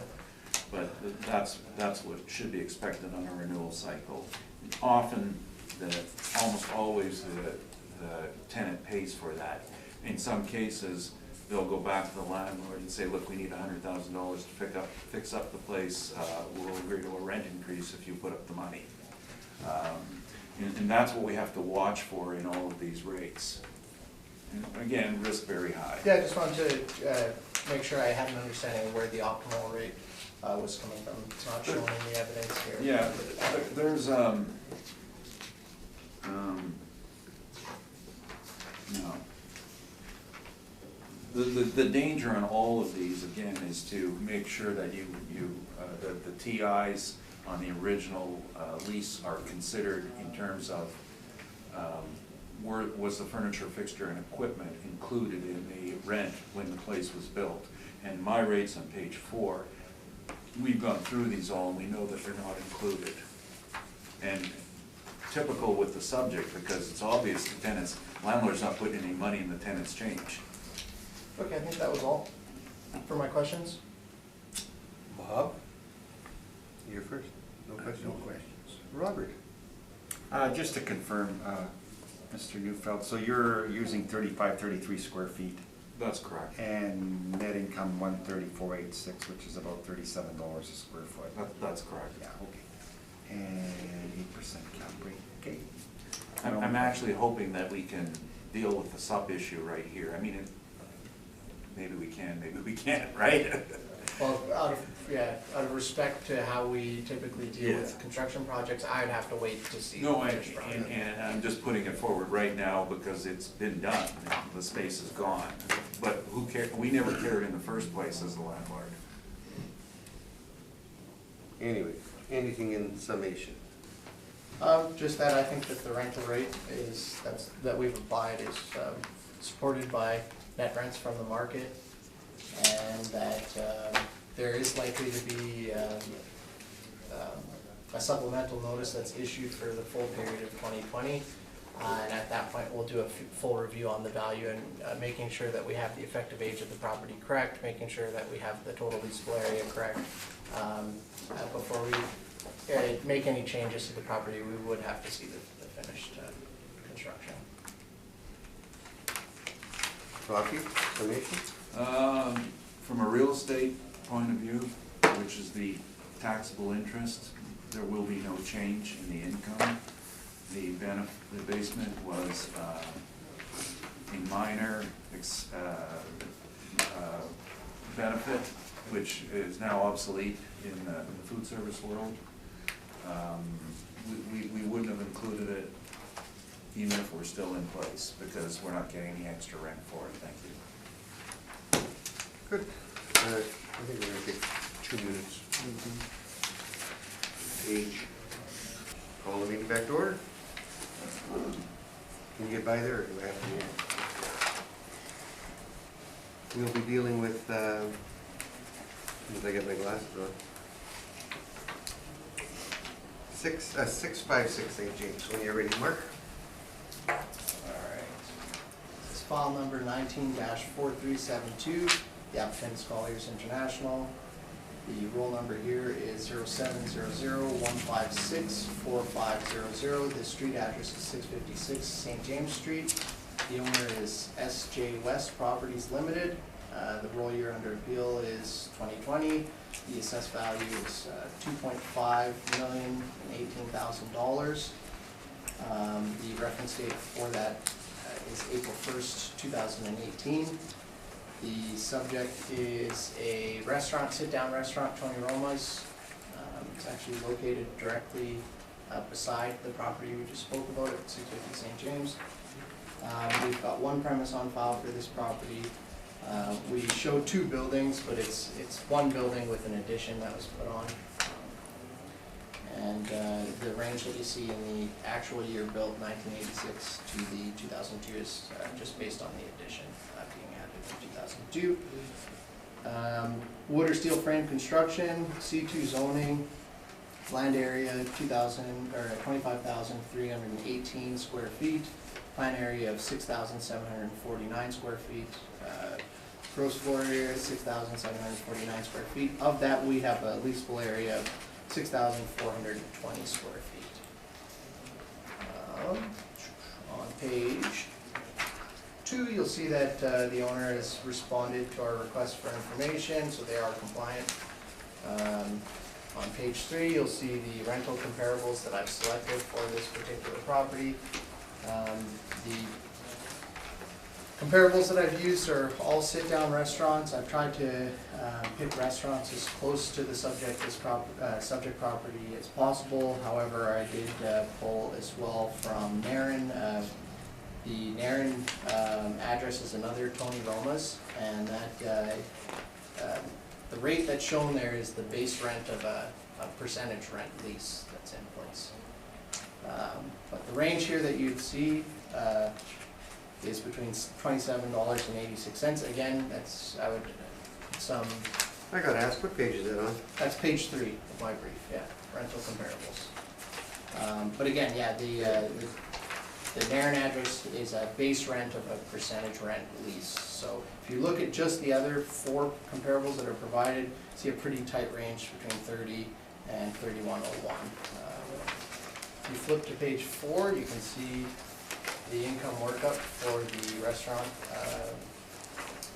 So we've tagged it as A2 space, which is restaurant chain, 6,420 square feet. The rental rate we've applied is $30.56, and that's a modeled rent that falls very right within the range that we would see from the comparables from that area for this type of restaurant. The potential rent there is $196,000 and $196,195. The vacancy that we've applied is 3%. We've applied a 2% non-recoverable expense allowance and shortfall at $750 a square foot to get an NOI of $185,058. Cap rate for this property is 7.35% to get a capitalized value rounded at 2.5 mil and 18,000. Page 5 is just the income summary. It's basically what I just ran through. Page 6, you'll see some photos of the subject property. You see that there's parking alongside of the building and to the rear of the building.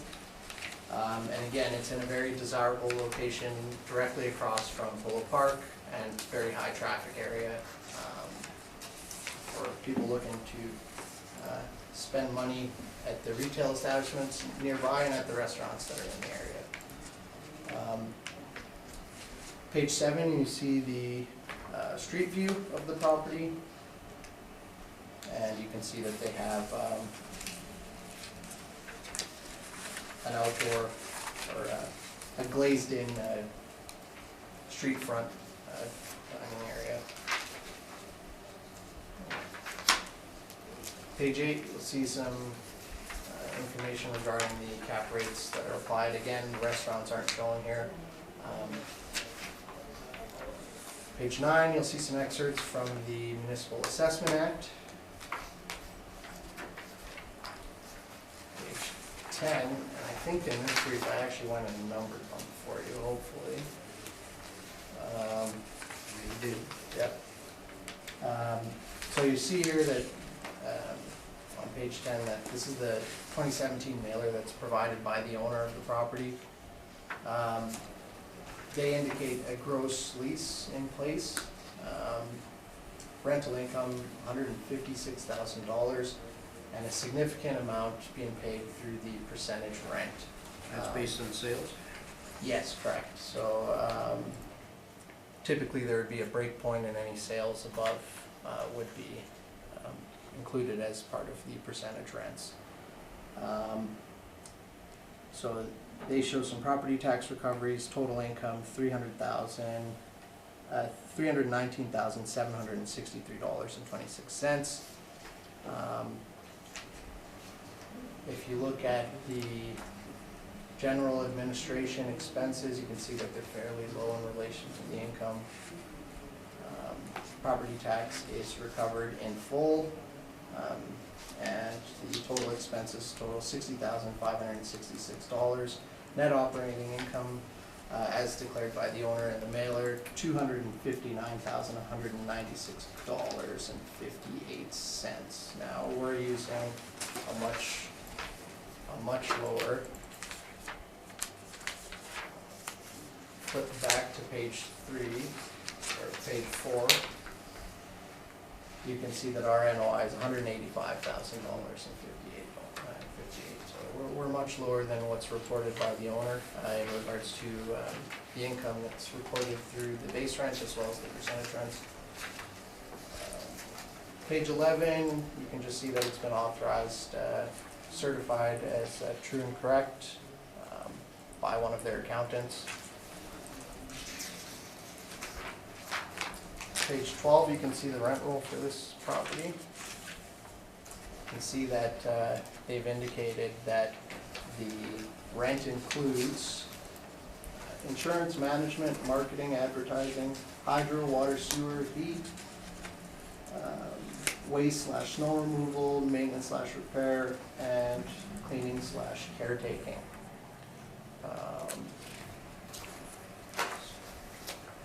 Flip to page 13. You can see that they do indicate on the back of the mailer that there is percentage rent. There is a percentage rent clause as part of that lease in place for this property. And they give the total amount, and they list it at $9,412.25 in additional rent per month for this property.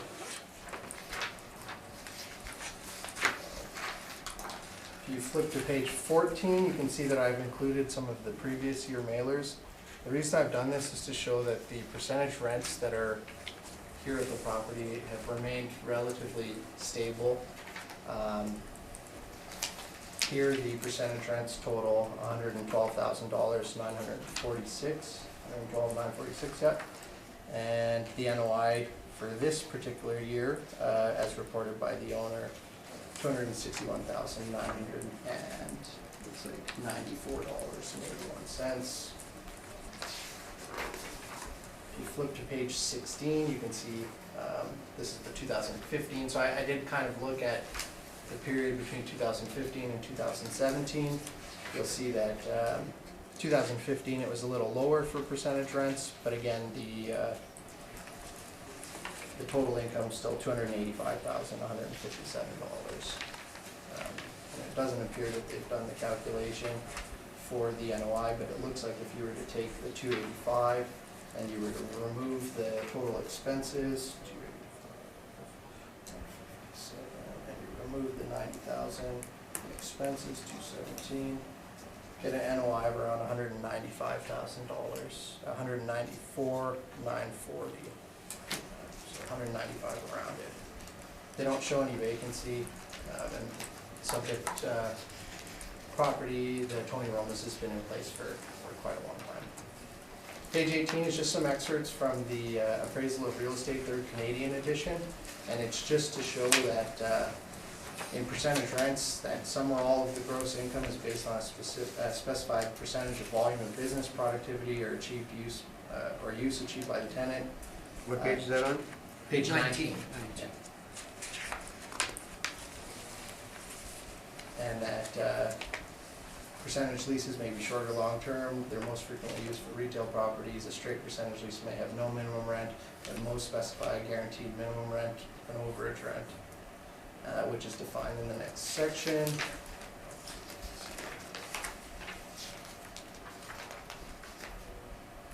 On page 22. There's some discussion about the percentage rent and the overage rents.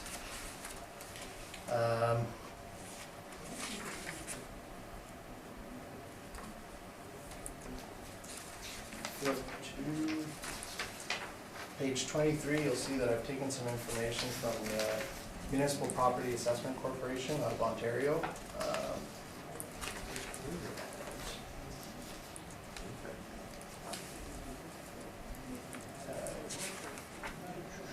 In here, you can see that on page 24 at the bottom, section 2.1, you can see that in determining the potential gross income, they do factor in additional income, and that's something where the percentage rents would fall under. So, and if you flip to page 25, you'll see that additional income for a retail property is often income generated from overage or percentage leases. So it's appropriate to include that in the analysis if you're looking at the actual financials for this particular property. 26 is pulled from Colliers International's website, just a glossary of their leasing terms. On 28, you'll see that there is a definition there that's given for percentage leases.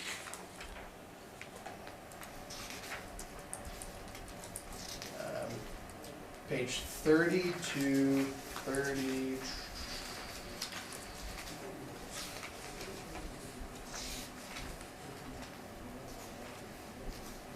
From page 30 to page 40, you'll see a municipal board order decision that was done in 1997, I believe. And this is for Portage Place. But in this, there is, at the end, if you flip to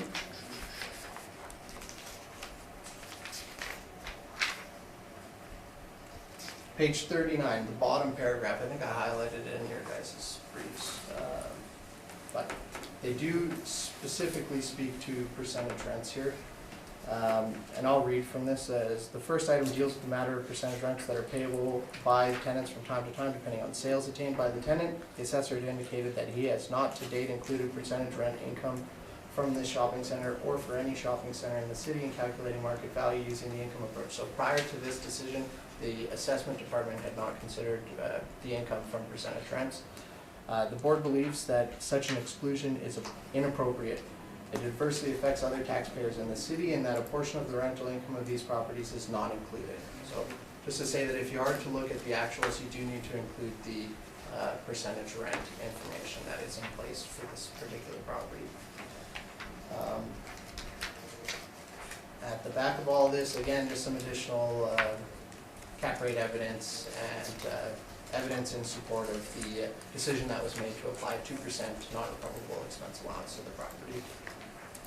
And that was everything for my presentation on this property. I think, or I should sum up that I feel like even though the percentage rents are in place in this particular property, obviously we're not trying to chase a rent that's reconstructed based on the actual lease that's in place. With that in place, we do look to the market to net rents that are reported by owners of similar types of properties. And in this instance, you can see that the rate that is applied is right within the range that we see for very similar types of properties for this particular area of the city.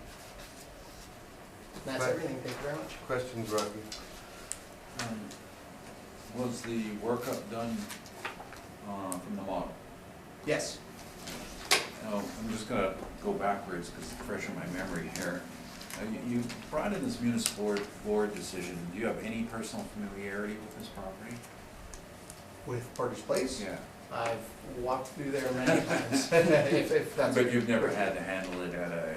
I've never valued it. I've never come under an appeal for that property, no. Well, on page 31, it indicates 309,614 square feet of leasable area. Page 39 puts a market income of $6,559,117, which I've calculated to be $21.18 a square foot. Are those the numbers we should be working with?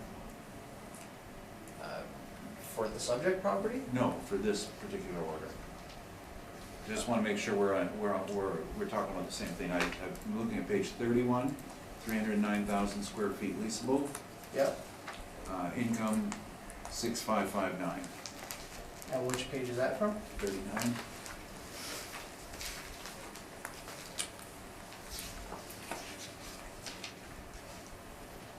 Six, 559. Gross market income, is that what you're referring to? Yeah, yes, actually, and the 6559, I'm just looking at page 38, we should subtract the parkade income of 642,000 on the previous page. I can make this, I mean, you don't have to calculate this, but I just want to point out that in my next question is that the actual income applied on this property is $19 a square foot approximately. Do you disagree that are in and around that number? I haven't calculated it myself, Okay. but Do you know what the percentage rent in this particular case applied to? Which of the tenants? I do not have that You information. weren't aware that it was Famous Players who had a rent of $4 a square foot? Nope. So the rest of the mall was at $19, Famous Players was at $4 with a percentage rent. Okay. Okay.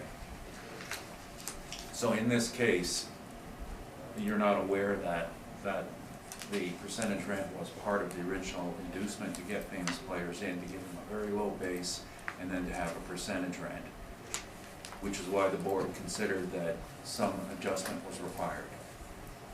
No, I'm not aware of that.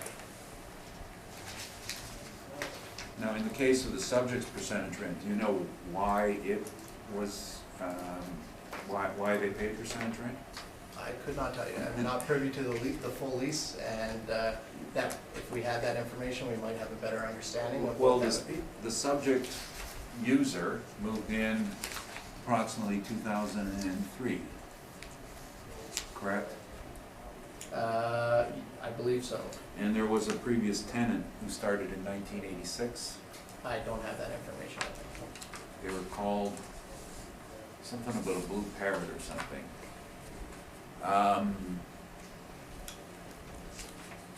Okay, so you're not aware that the percent, that the Tony Romas took a turnkey operation with a percentage rent, that was to pay for the furniture, fixture, and equipment, that they took everything, just walked in and without a change, including the dishes, the silverware? Nope, not aware of that.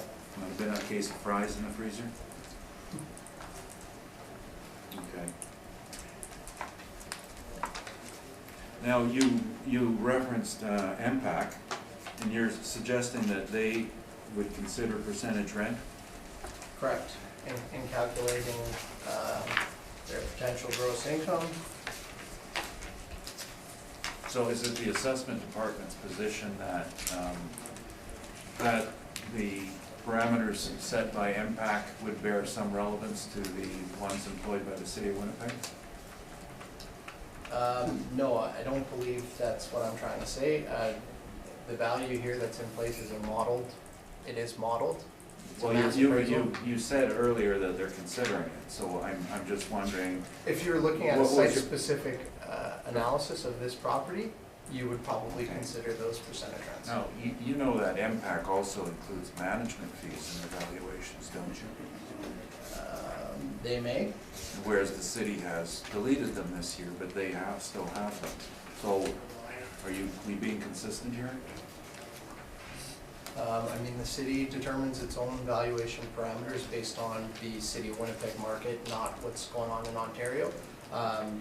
The MPAC extract was just included to show that if you are gonna look at the actuals, that you would look at the income from the percentage rents. Right, and you would also look at an application of a management fee then?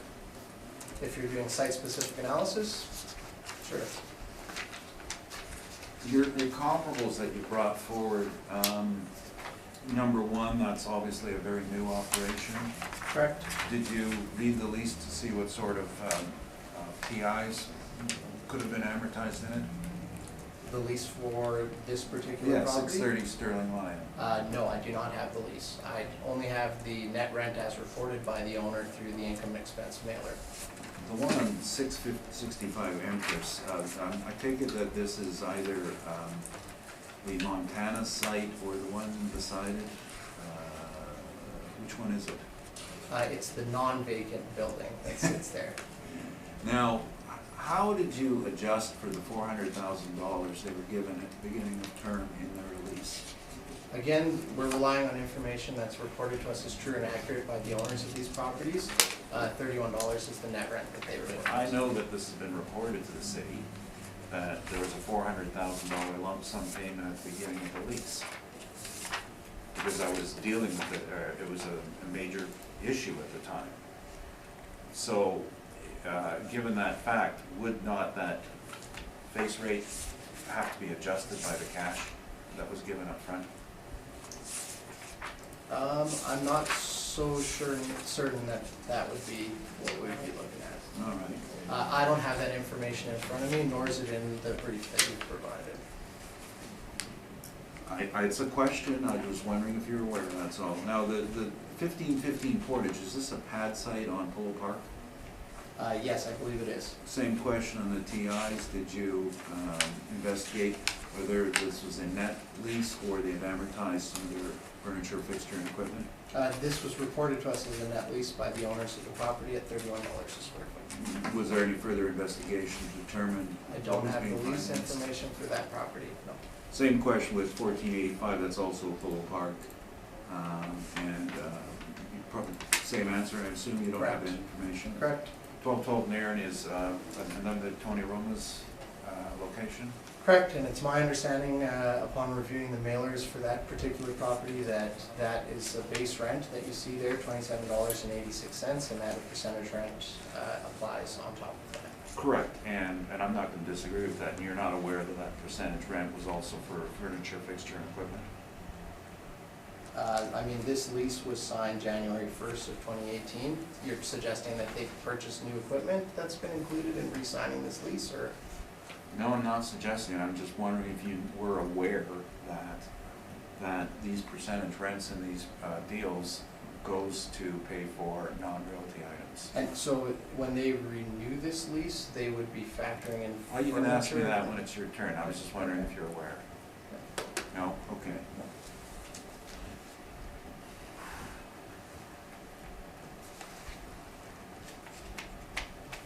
Those are my questions, thank you. Robert? No, I'm good, thank you. Bob? At this moment, I'm good. Seeing as you brought it up. When you're talking of percentage rents, like they put down, Tony Roma's, if you were to sell this building without the Tony Roma franchise, do you think that percentage rent would still be there? It's hard to say what the lease arrangement would be for a new tenant. Is it Tony Roma's that actually owns the building, or is it? Not that I can see, it's SJ West Properties Limited. SJ is charging for that extra percentage on the royalty? As far as I understand, as to what's been reported to us by this owner. And you think it's that way on, does SJ own the other one on Nairn then? And also. I don't have that information The with one me. on Pembina? I don't have that information with me. They may. Do you, we'll see what Mr. Neufeld presents. Mr. Neufeld, when you're ready. Thank you. The site was built as a different restaurant, and I usually remember these things. All I remember is you walked in there, there's this blue parrot when you walked in the door. I think that was the name of the restaurant, I'm not sure. So when they went bankrupt, as all restaurants end up doing, Tony Roma's came in and took the site as it was, everything. Which is, now, the typical cost of outfitting a restaurant with the equipment that's required, on one like this would be in the neighborhood of $1.3 million, $1.5 million. I speak from experience, my restaurants, our fit-up costs in the beginning, which dates back to the 70s sometime, was around $400,000 and had risen to about $800,000 by the time I left in the 90s. So in this case, Tony Roma's got all this equipment, it's a bigger restaurant, and the number that was being discussed was about 1.3 to 1.5 million. Percentage rent was to pay for it, so they had a turnkey operation. Nothing to do with real estate. They're honestly reporting it to you, that's good. But this is the issue you've got to look at in restaurants, is how much of the furniture, fixture, and equipment has been amortized in the leases, because it's a big difference. And earlier I was talking about the liquidity of restaurants, how they go bankrupt.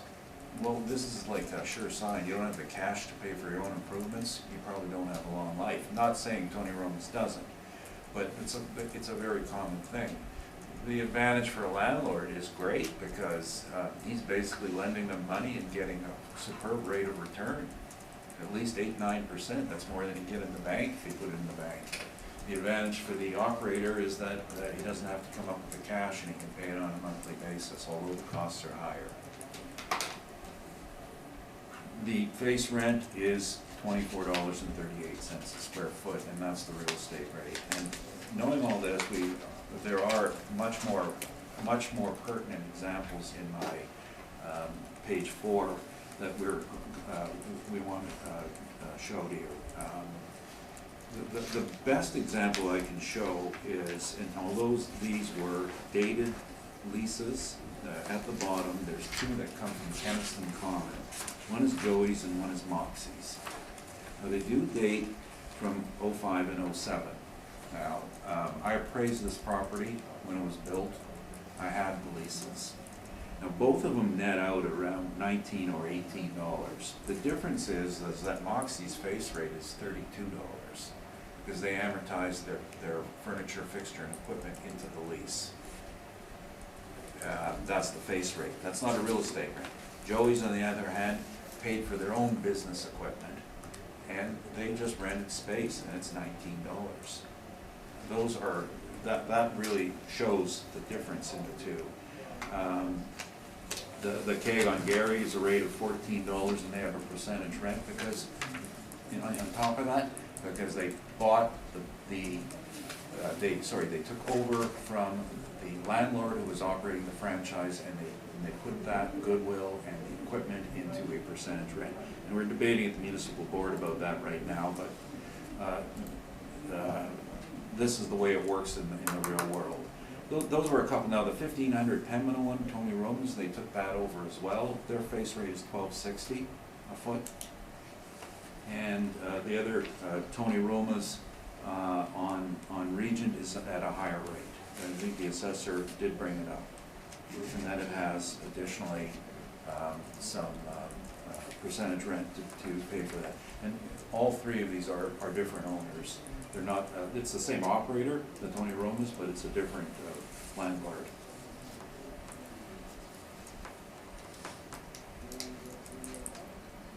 I'm just looking at a couple more now, the rest of the ones we have, or most of the rest of these are in this style of restaurant, are located in multi-tenanted facilities, and some of them are obviously much smaller. Those are the ones I wanted to highlight. So we do have a paid rent of $156,000. The excerpt of the lease is on page 3, and that's what we're dealing with, the real estate value, not the business value, and that's what it is. The rest is, call it a loan, call it whatever you want, but it's not for the real estate. So using the basic parameters that the assessor had, with the inclusion of 5%, I'm calling non-recoverables, they call management, same thing. The NOI is $139,316. 2 points. If you look over the statements, the actual non-recoverables are 5.87%, not 5%. Second, the shortfall, which is at $750, taxes alone on this site are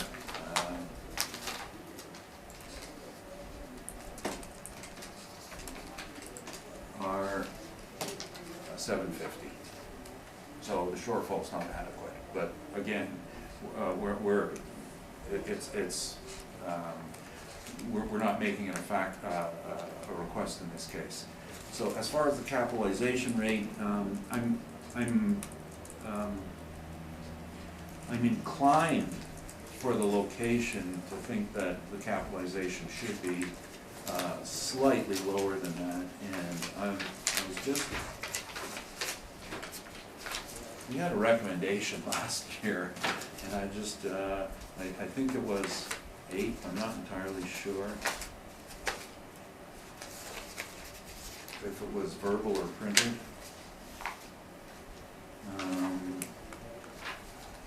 Yeah, there was prepared at 7.5, and I don't have the printout of the recommendation. Given what we've already said today, without wasting any more of your time telling you how risky it is, about bankrupt restaurants, which this one has been at one point, this is the risk category. We're now talking 6,400 square feet. Again, we're going to rely on a rate of 8% on that paid income, which is 139,316 at 8% is 1,741,450, rounded to 1,741,000. Last year, as I mentioned, it was a recommendation that was given to us, and well, I took it. What can I say?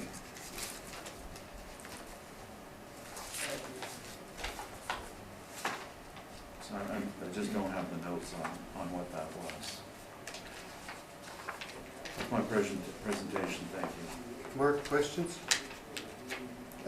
Yeah, first question about the recommendation from the previous cycle. You're suggesting that the value has gone down $500,000? No, I'm just suggesting a bird in the hand worth two in the bush.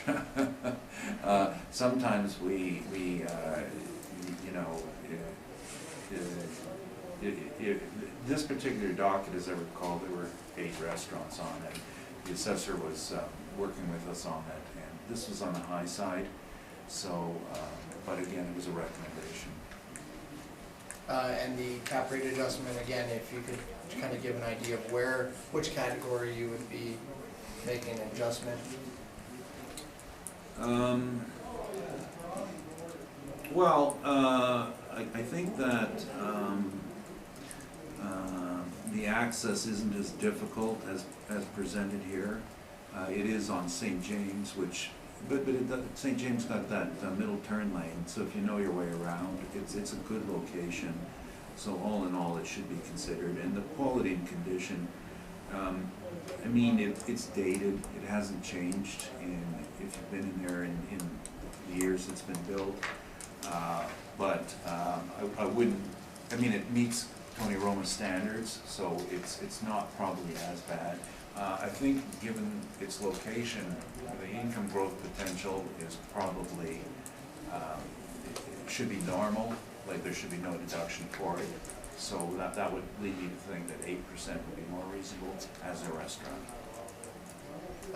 Further question just in regards to the suggestion that the percentage rents are to offset the costs of furnishing and equipment. When we're seeing subsequent renewal of these leases, is that typically something that you would see that you would renew to continue to pay for those furnishings? Or In this particular case, it's a long-term lease, so they're stuck with it. It seemed like a good deal at the time because it's income-based. It's a percentage of the business operations.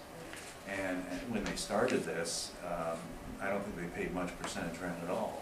And now they're making more money, and now it's costing them money. They've got another a few years on this lease. For the 16th through the 20th, yeah, so they have another 5 years left on this lease. So I guess everything's up for renewal at that point. Will they have paid off the improvements, or do they go back to the landlord and say, well, stuff we bought and rented, whatever you call it from you, got to change it all, so we'll agree to it if you redo our place. And you would agree that the percentage rent forms a significant portion of the total revenue for this subject property? It forms none of the revenue for this property. It's an outside deal. It's a percentage of the business income. It's all derived from the business, not the real estate, and it's all for the payment of the goodwill associated with non-realty issues. And those things have a finite lifespan on them. Now, some of the things last a long time, like a good grill can last you years. Are you suggesting that the percentage rents form a secondary lease to the primary lease of this property? No, they form a separate business arrangement. That But is- they're contained within the primary lease? They are covered by the covenants in the lease, that's correct. No further questions? Bob? I'm assuming on page 3, this is the lease, That's correct. and when you said there's still 5 years to go, it runs out in 2021. Yeah, oh, yeah. I see that. I was reading clause E, which was also stroked out. It's the 16th through the 20th year, and I was adding 20 years to the original date of 2003. I see that 21, so that was then revised. That's why that's stroked out, so it runs to 21, yes. Okay. And I apologize if I didn't pick this up in your comments, but you got a net rent of $24.38. Did you explain how you arrived at that number? That's this number, that's clause B. We are in the 11th to 15th lease years at the time. The 15th year would be December 1st, 2018. Our reference period is April 1st, 2018. Okay, so that comes to 156,000, that's how it came about. Yeah, I can see that now. Okay, thank you. Robert? Thank you. Okay. Let's deal with this percentage rent. So you're saying that the Toy Roma's moved in there. How old was the equipment in the restaurant when they took it over?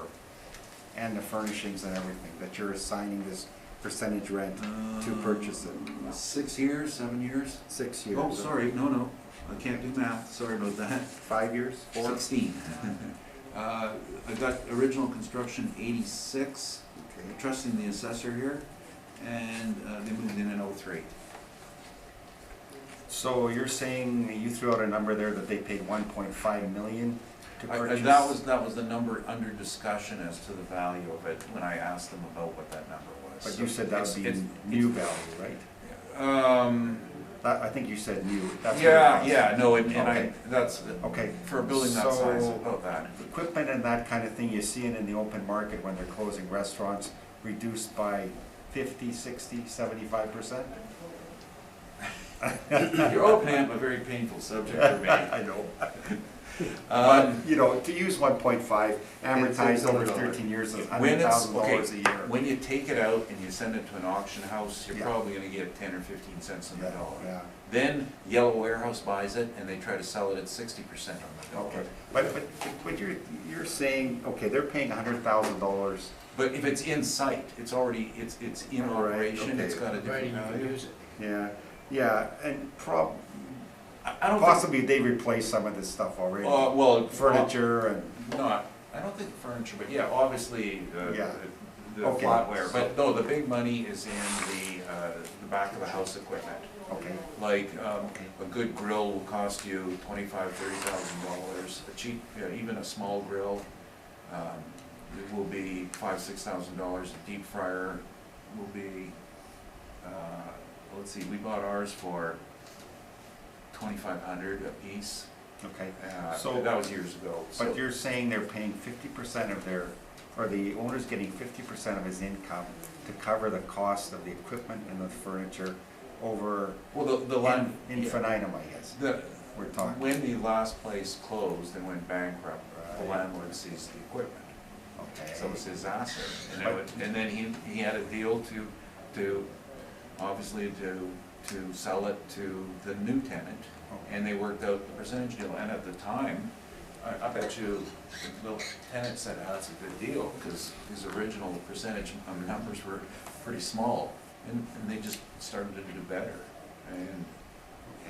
So you're saying we shouldn't assign any of that No, percentage? it turned out that was a bad deal in the long run, now you're paying $100,000 a year for it. Exactly. But it, over, yeah, I don't know how much it ended up paying over the period, but I would, okay, and I am a bit of, I wouldn't say, well, expert, I've been through it.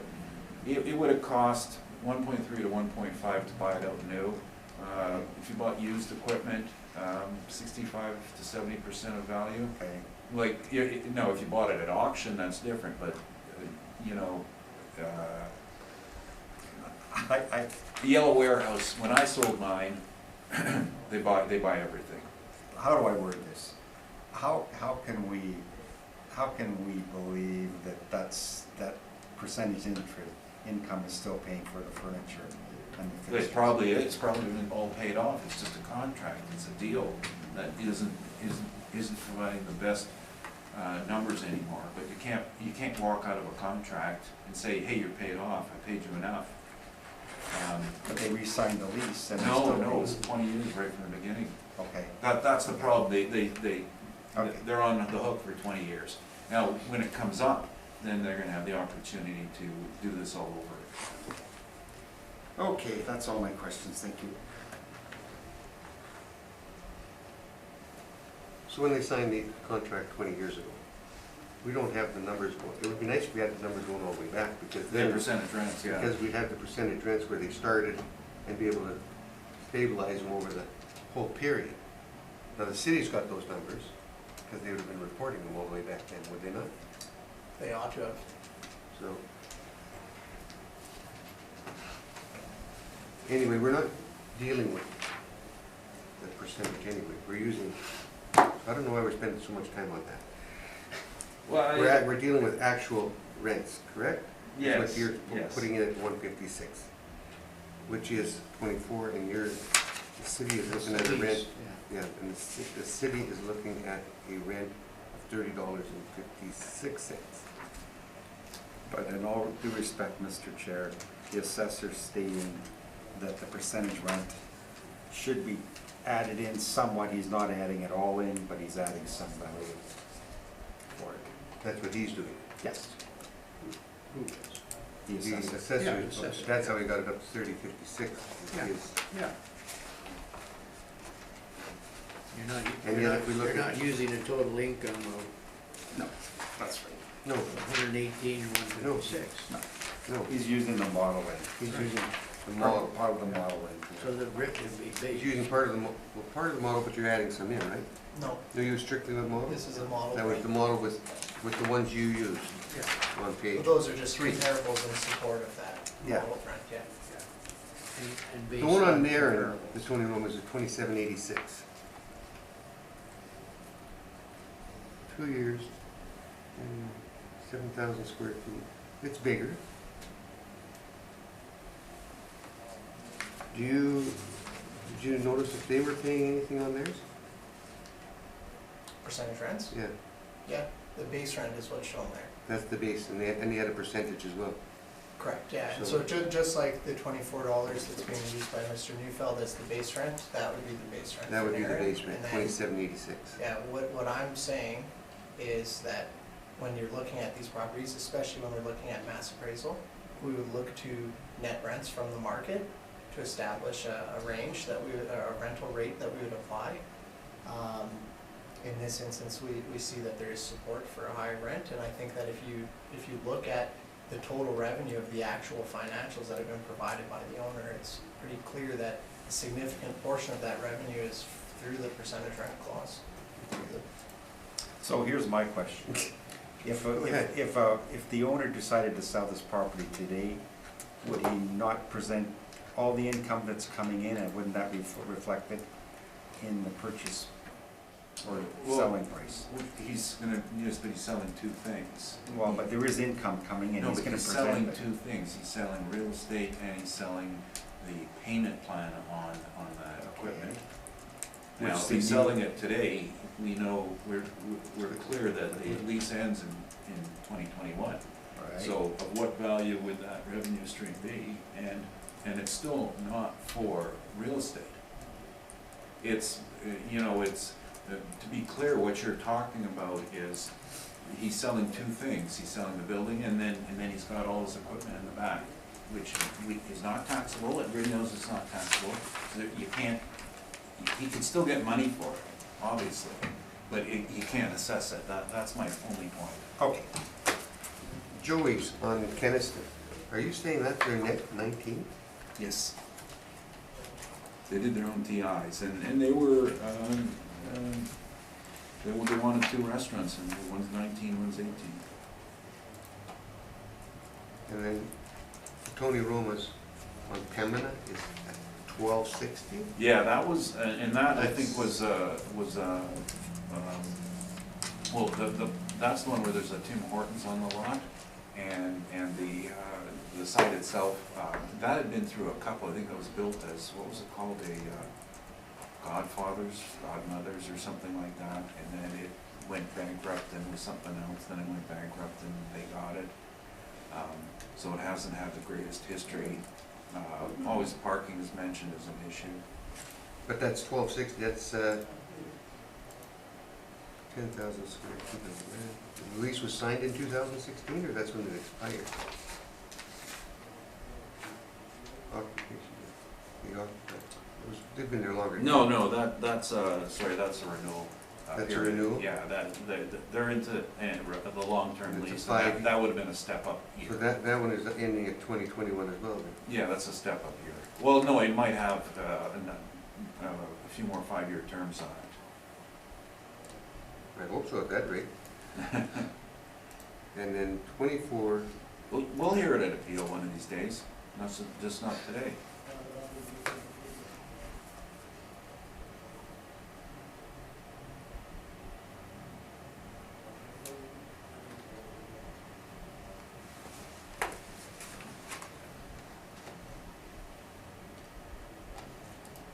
plus Sterling Lion, 630, that would be at A&W, wouldn't it? No, that would be, what would that one be on Sterling Lion? Yours, No, you're asking me? Yeah. page 3. You're asking for the tenant? Yeah, It says sit-down restaurant. We don't typically give Oh. out the tenant information. it's a sit-down. What side of the street is that on? It's the same tenant as 665. Okay, If that all right, gives you yeah. an understanding. Yeah.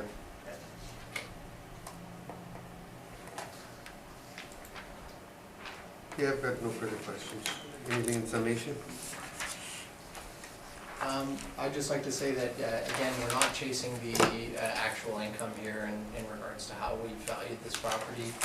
The model-driven rent is supported by net rents extracted from the market, and I don't think that we're being unreasonable at all with the value for this particular property. Thank you. I'm gonna say some numbers here, they don't apply, it's the theory and the concept only. I have some background in the restaurant business, and two restaurants, two buildings, same chain, different landlords. The first deal, $9 a foot plus percentage rent, and no percentage rent was ever paid. And the next deal that came along after they saw, and this was all in, we got everything. All the equipment, the chairs, the plates. Yes, there were some bags of fries in the freezer and some food and some stock. We just took it over paying $9. Not that that's what we had to. Now, another of our sister restaurants, same chain, also got another site. And after looking at this, he had it built new with the landlord paying for all these things, and his rate was $16 a foot, included all of his equipment. And he had a percentage rent that was never paid. So the point is that the restaurant industry is full of these deals. call it creative financing, it's legal, there's nothing wrong with it. The important thing here is to look at these deals closely to see, especially in restaurants, that we're actually getting true nets out of it. And in my experience, us who are restaurant operators, who I was one at a time, think it's a big deal. It's very good when the landlord wants to finance our business equipment, but it can't be taxed. Thank you. Thank you. Now, do you want to take a break, or do you want, we can keep going? Yeah, let's keep going. Everybody's okay with that? We can keep going? Yep. We're not gonna take a break. Nope. Secretary's good. So we're now gonna deal with 2034 McGillivray Boulevard. There's no percentage rent or TIs here.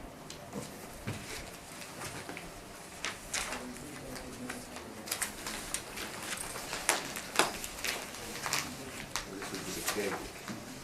So we're dealing with file number 19-4689. The applicant's Colliers International. The roll number is 0309-2978550. The address is 2034 McGillivray Boulevard. The owner is 6456090 Canada Limited. Roll year under appeal is 2020. Reference date April 1st, 2018. The assessed value is $3,760,000. Class code 60 taxable. So restaurant, it is the keg. It is listed as showing 2 buildings, and that's due to the main restaurant and an addition. And that's why you're also seeing 2 premises there. The actual year built is 2005. The addition was put on in 2016. It's a wood or steel frame exterior wall construction, C2 community zoning, land area 126,935 square feet. The plan area is 9,180 square feet. And the gross floor area of the property is 10,152 square feet. Leasable again, 10,152 square feet. On page 2, you'll see that they responded to both requests for our information. So the property is compliant. On page 3, you'll see a list of the rental comparables that I've applied for this property. Again, I've tried to sample mostly from within that specific region of the city. I've sampled a lot from Kenaston Boulevard, and these are all primarily chain sit-down restaurants, with the exception of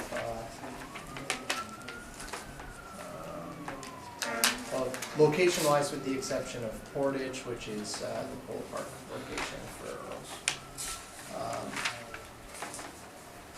The range here that we're seeing is between $26 and $33 a square foot. If you flip to page 4, you can see that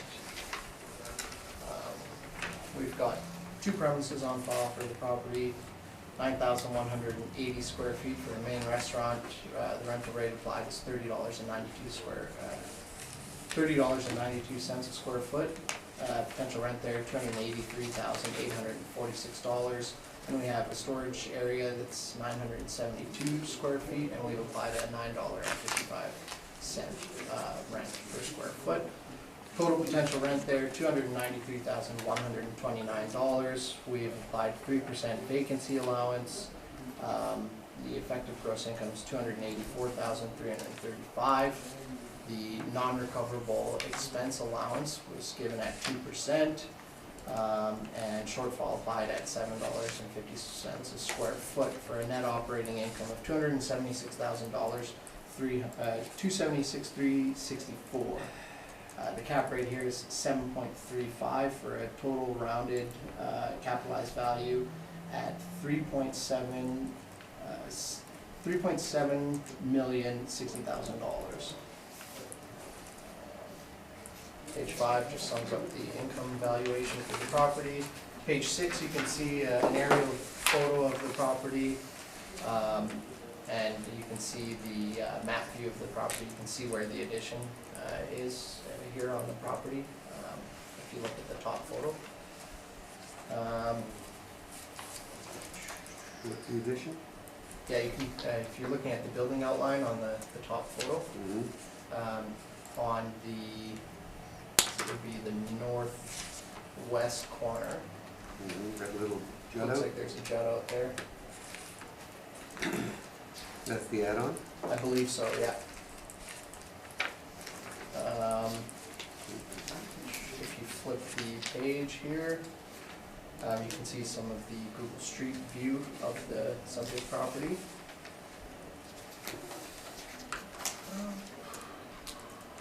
If you flip to page 8, I've taken some different angled aerial photos from our pictometry software, just to show that it's a very large lot. There's lots of parking for this restaurant, and it's located in an area that's high traffic for restaurants, and there are many restaurants around this particular area. If you look to following page 9, you'll see the owner-occupied income and expense mailer that was provided by the owner. It shows that this is for the year ending in February 25th of 2018. Obviously, they don't show any income because it's owner occupied, but they do show some of their expenses in there. So when you say it's owner comply, when he doesn't show any income, how is that? Well, How I do you mean, say he complied? he complied because he provided his expense information, right? Like, he's not leasing the information out, he's not generating revenue off the property, they own the property and they operate their operations out of it. So they've complied in providing us their expense information. We wouldn't expect an owner-occupied property, we wouldn't expect the owner to try to speculate on what their market rent would be as if they hypothetically were to rent out the space. You wouldn't use it and generate anymore. revenue. Yeah. Yeah. I'm a little confused.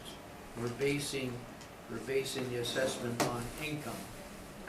That's how you're arriving. No, yeah, we're not. This is just for information purposes to show what was submitted by the owner. Ultimately, in all of the files that I've presented today, they're modeled rents, and from that, we're looking at net rents from the market. Yeah, in this instance, we wouldn't expect the owner to report their revenue. We're not asking for sales revenue, we're not asking for that sort of stuff. That relates more to the business operation. Okay, thank you.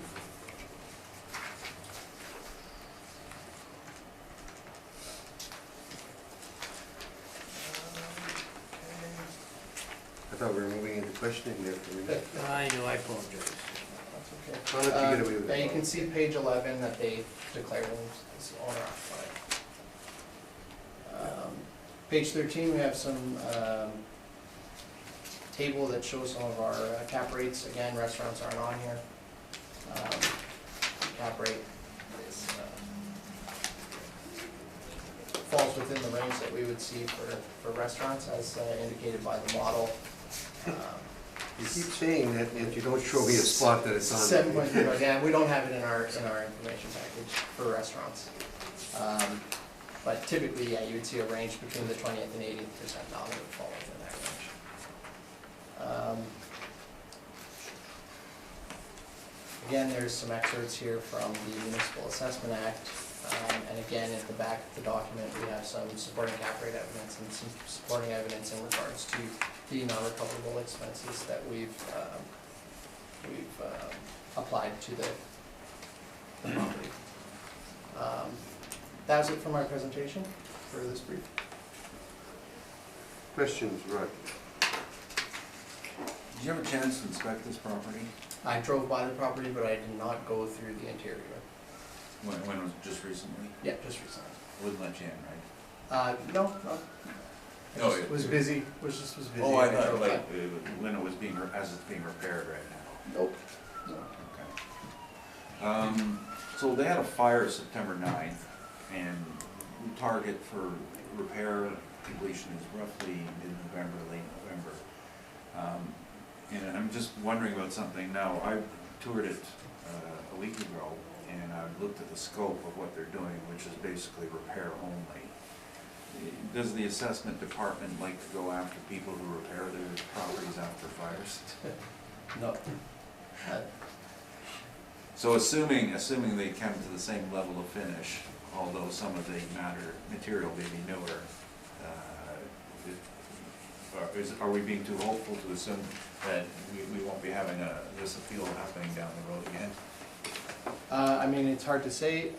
It depends on the scope of the work that's being done there. If there's mechanical upgrades that are part of the repairs, then, you know, that would have to be factored in.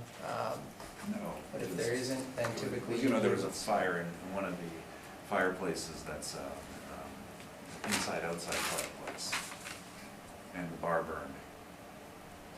Okay, just curious about that, because we were just debating, because it is out of use and it's been closed for 2 months, and we chose to not ask for it to be adjusted during the fire period on the assumption that all that was being done to it is repairs. Yeah, typically we wouldn't see supplementals for that type of work. On your comparable, page, your workup is model generated, Correct. and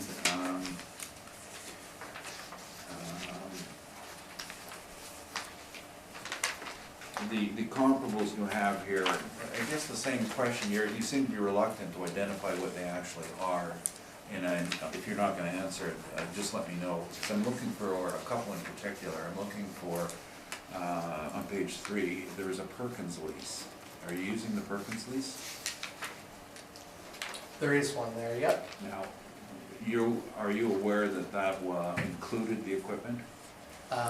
No, I'm relying on information that's. Well, that was presented in business tax hearings in the last cycle, and there was an adjustment made for it from the face rate.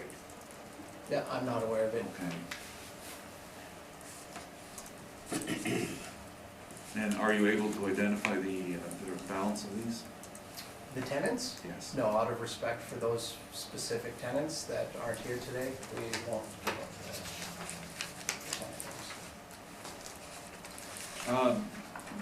Those are my questions. I believe we've gone over all the other ground-related restaurants already. Thank you. Bob, I'm gonna let you ask another question. Robert? Thank you. Just, okay, we've got a discrepancy of 277 square feet between the Cowan's brief that I peeked at and your brief. Oh. Right. I think what it is the addition that was added on. Yeah. Well, let me just double check. From my, My question was, somebody was there to visit for a permit of an addition because there's an age variant applied, and would it be accurate that they've remeasured the building and that's an accurate square footage? so our records reflect with the addition included. When was the addition date? I believe it was 2016, I believe. And that's just based on the effective age that's applied to that portion of the building. 2016, okay. Let me just double check that. Well, I've got the 2018 appeal here, the fiscal year 2018, 9875, so that's last year. So if you'd like the information, I show July 13th, 2016, construction of an addition, 277 square feet addition to the southwest corner of the property. 277? What page are you on? This is just based on my notes. Oh. Yeah, just based on a review of the permit history for the subject property. 2016 was on that permit. Okay, because I was looking at someone else, who you know well, was in the property, gave us 9875. Okay, I'm just want to see if we can go along with that. I just want to see our historical numbers. Well, what was the addition? I I know we see it. I but showed what- 277. But what was it? What was it built for? I don't have it with me. I should have brought the permit with me. Staff room. Yeah, Yeah. that's what it was, staff room. At the Okay. back? That's exactly what it was, staff room, yeah. So you're 10,152. Okay. We'll agree with that. And I guess the last assessment cycle, which was 2018, there was no sub-issue, we were just dealing with that. We never Yeah, had they that must have change. left it as rollover or something, I'm not too certain as to why Okay, it wouldn't have that's applied. fine. Yep.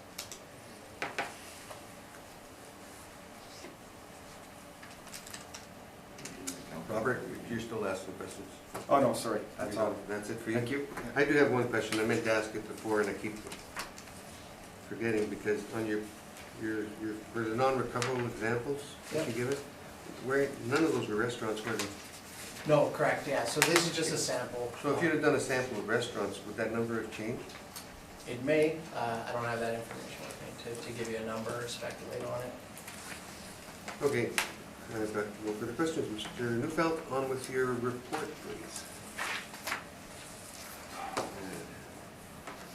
You can't do,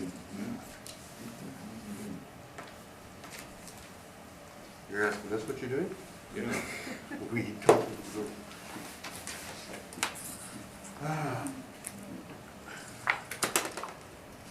Okay, sorry, I just want to adjust my numbers and, on the square footage, and also, I was just, like, I didn't prepare this, and I told Mark earlier that we have a time crunch, and so I was gonna be changing stuff. The last 3 assessment cycles, for some strange reason, we agreed at $28 a square foot, both parties. I don't think anything has changed at all in the marketplace, and so I'm just doing $28 a foot on 10,152 square feet. So I have potential income 284, 256. 284, 256? Correct?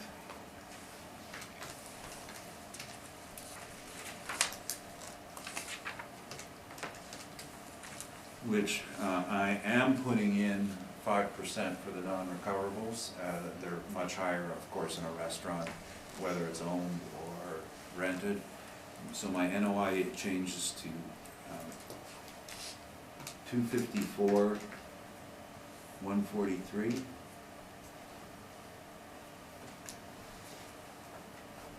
$254,143, and I'm capping that at 8.25%, which. You had 8%. Oh, I see that. Okay, well, I guess we'll have to live with 8. I just, you know, I'm always working to the panel. You all know that. He's Just testing that- us. Because the rent went up, your capital went up, so you can get back down to the same. Yeah, so you get down to the same number. You know, I saw Mr. Hutchings' name on the decision. That was 8.25%. Oh, now I gotta get dragged into here. I'm just playing you. I know, Okay. I know. It's Bob's fault we're still saying. Well, I'm new, but I saw that too.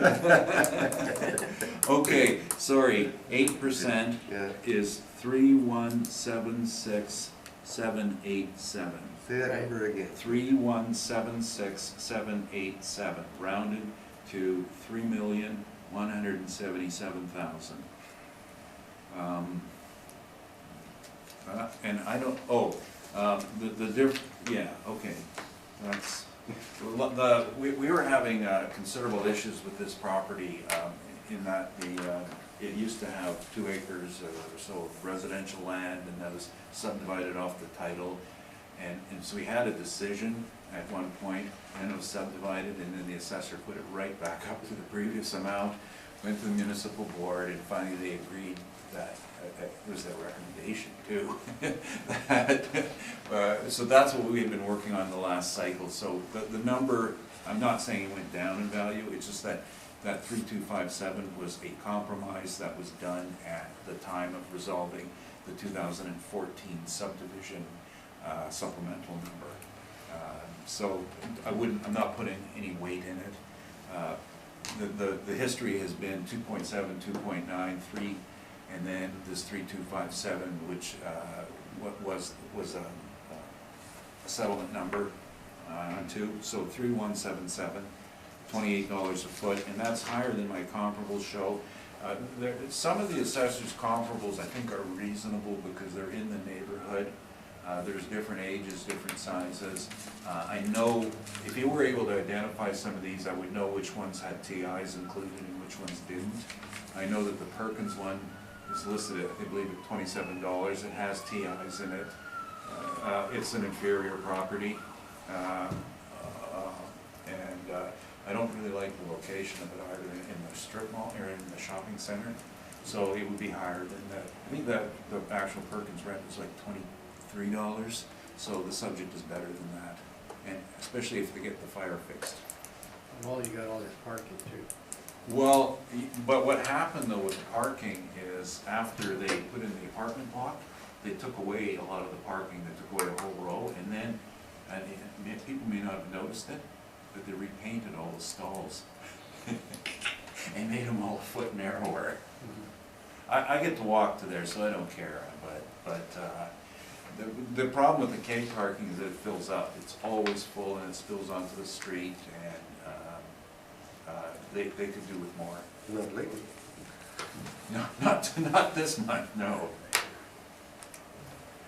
I'm going there for my celebratory scotch as soon as they open up. Is it? You've concluded, you man. Thank Yes. you. Questions? Mark? So just to be clear that the revised NOI is 254,146? 143. 143. And he left his cap rate alone at 8%. That's right. Very generous.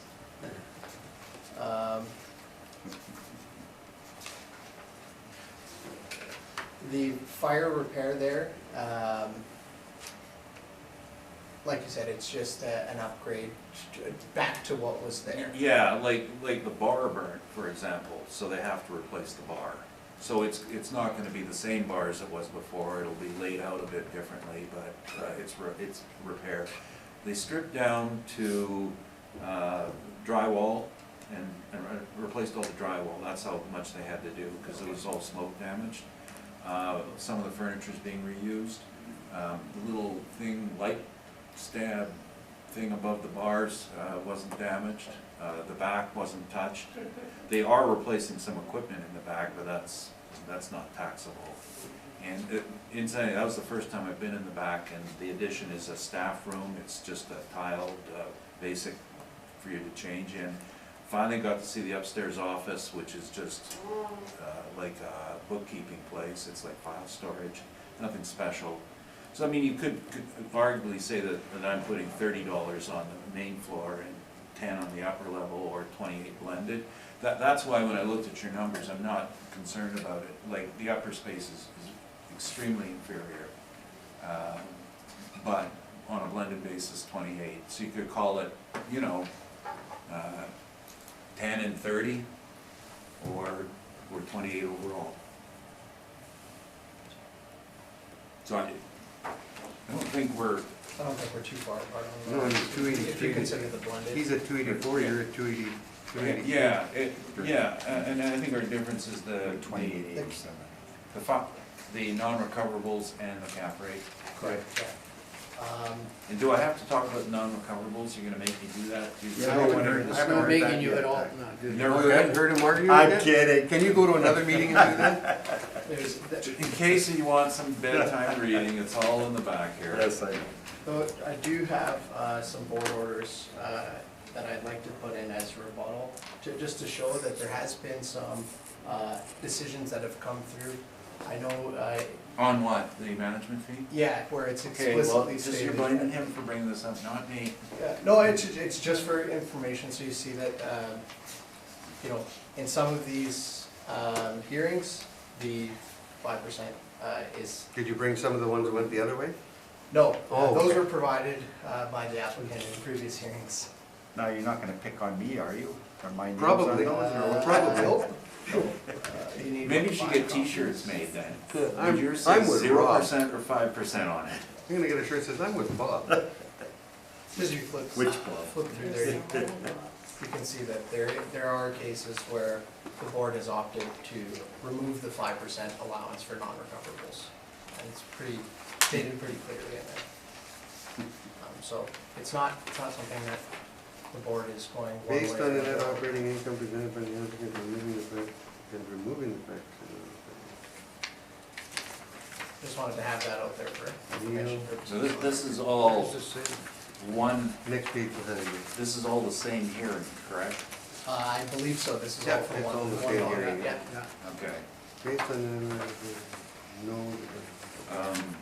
I can bring in multiple decisions from many, many different hearings.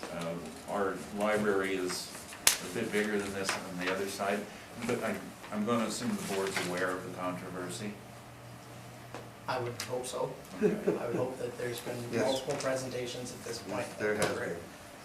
Yeah, I just wanted to put that out And we there. have discussed the two rented properties we've seen so far, one's at 9%, one's at almost 6% for non-recoverables.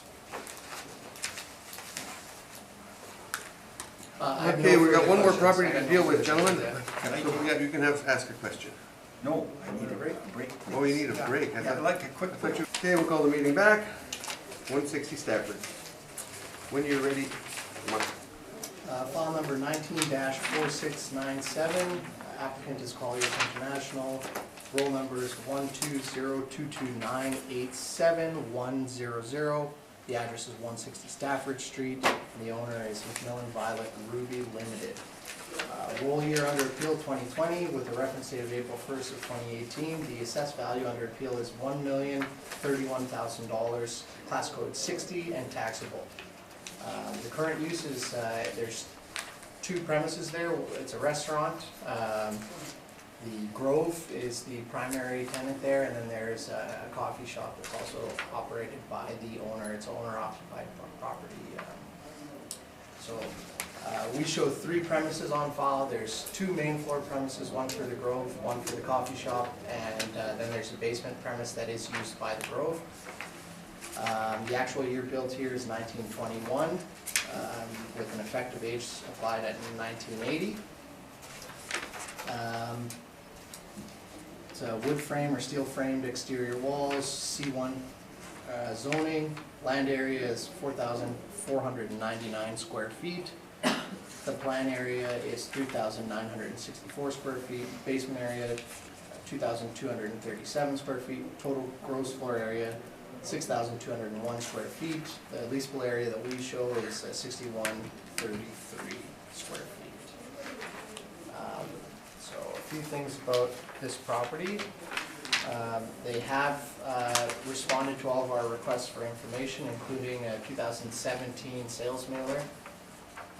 So we do show on page 2, two sales of the property within the past 9 years. The most recent sale, December 5th, 2017, consideration at $1.5 million, sworn value 1.5 registered with land titles, and then through the sales mailer, we show a sale price 1.35, and that's because we know through the sales mailer that there was $100,000 in machinery and equipment and $50,000 in furniture there. So the adjusted sale price is 1.35, and that's 5 months prior to the reference date.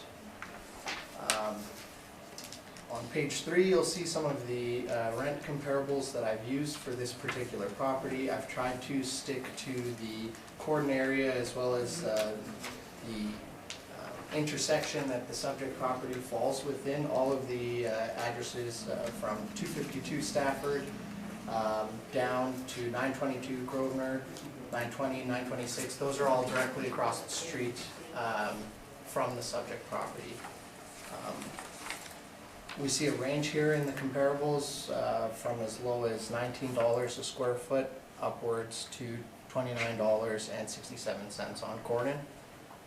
The rental rate that we've applied for this particular property can be shown on page 4. And so you can see the breakdown here of the income valuation. So the Grove main floor area is 2,924 square feet, and we've applied a rental rate of $19.25, well within the range that we see directly across the street, and as supported by net rents from the market. The basement has a nominal rent of $3.39 applied to the area, the total area, 2,237 square feet. And the coffee shop has a $19.44 rent per square foot. The total potential rent here, $82,766. And the Vacancy applied at 3% with the 2% non-recoverable allowance, and the shortfall at $750, you get an NOI of $77,000, 297. The cap rate we use is 7.5, and the rounded value capitalized is $1,031,000.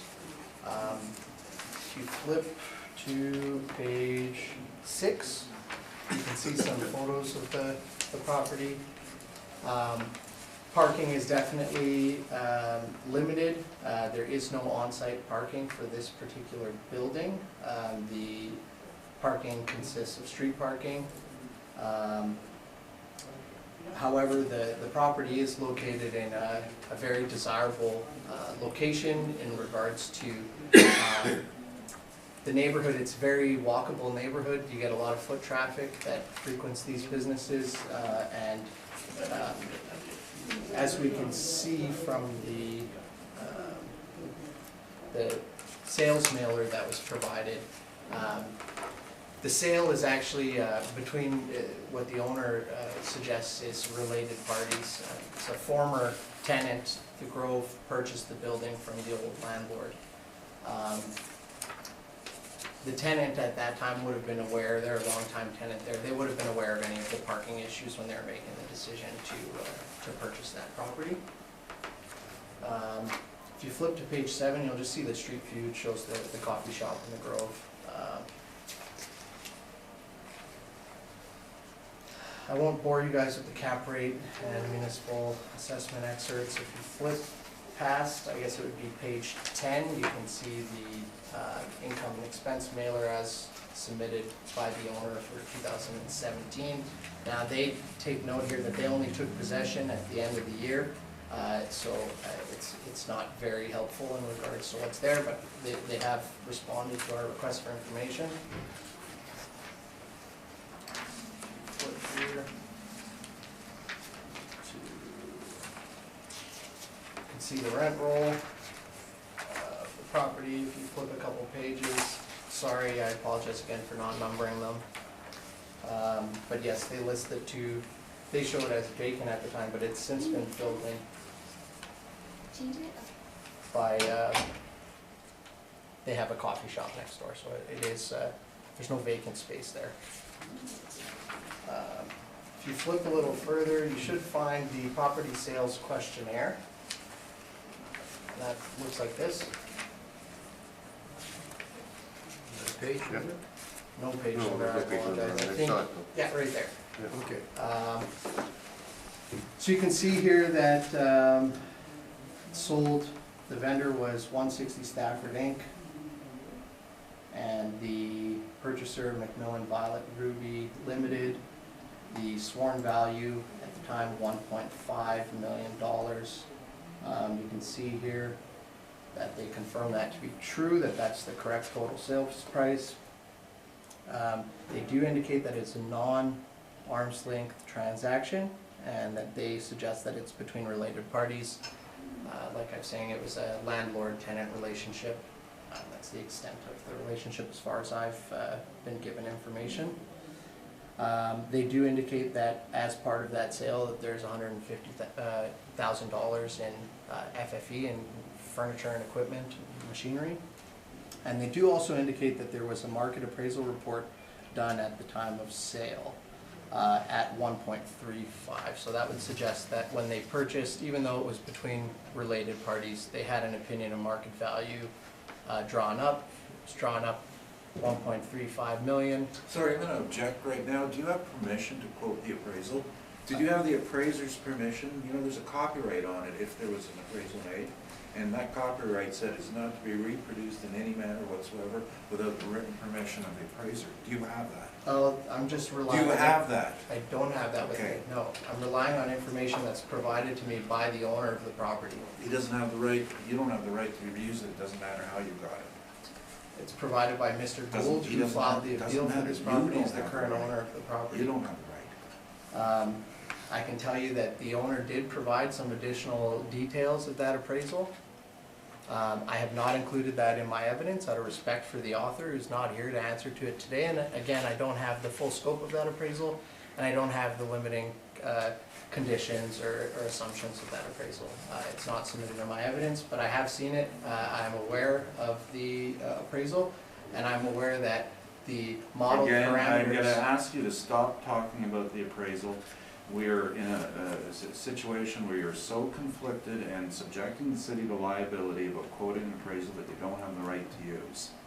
And as a citizen of this city, I don't want you to expose my city to liability for going off and talking about something you don't have permission to use.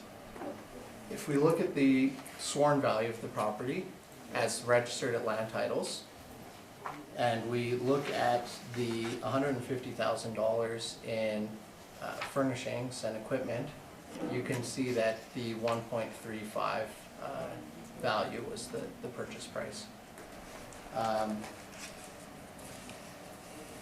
The owner did provide details as to an appraisal that was done, and I have seen that information, and it satisfied my inquiry into the model parameters that have been applied to this particular property. And again, the author's not here, we're not gonna submit that information as evidence, but we did see it. And if you flip the page, you'll see on the backside, we've also redacted some of the property financials, the financing details, just out of respect for Mr. Gould. But again, Mr. Gould has provided this sales questionnaire in response to a request for information out of, based on section 16.1 of the Municipal Assessment Act. We've requested information relating to a sale. The owner has certified this information as true and correct to the best of their knowledge, and they're signing off at the bottom here. I've redacted their contact information and some of the financials, but this is what we received from the owner directly, the owner who has filed this appeal.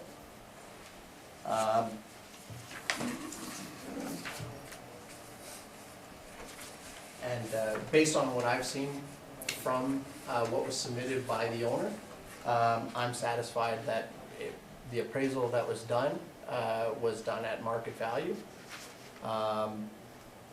And I think that the model performs well in regards to the value that is being suggested. Mr. Newfield, questions?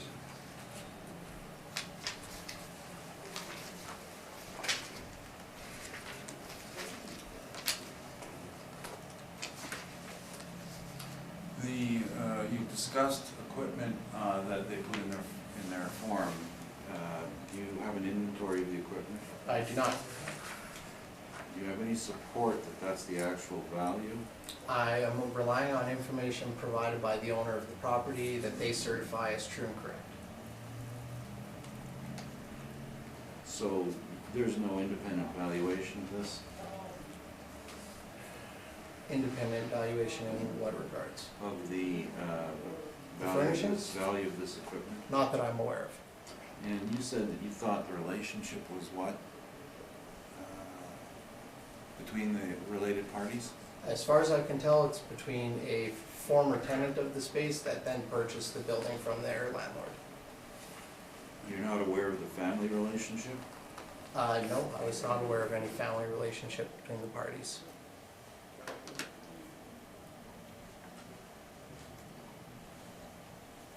Now, what did the IAAO standards say about when you've been given information about sales between related parties? Doesn't it say something in there about that you shouldn't rely on? I don't have that information with me.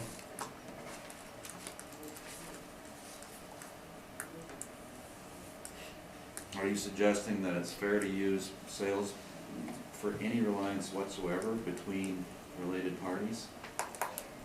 I'm saying that there's information that's been provided by the owner, and we're not forming our valuation of the subject property based on that information, but we certainly look at it, certainly review it.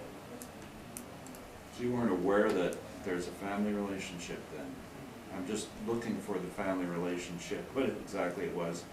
I was thinking it was father and son. I think Mr. it's Chair, nephew. there's a rule in place of no electronic devices to look up information in the hearing. When you're expecting. When did we go to that room? I'm not totally sure when that has been placed on the books, but they. It's posted outside the doors. Yeah, the phone is We've dealt permitted with this for before with calculator other use, but cases. is not to be used For research? as a computer, is my understanding. Okay. Very well, I just want to make sure I get this correct. So you're not aware that the two parties are related, and I can't recall now, I was just checking to see if it was father and son or nephew and uncle. You're not aware of that? No, And that at the same time that it was transferred, the business went along with it?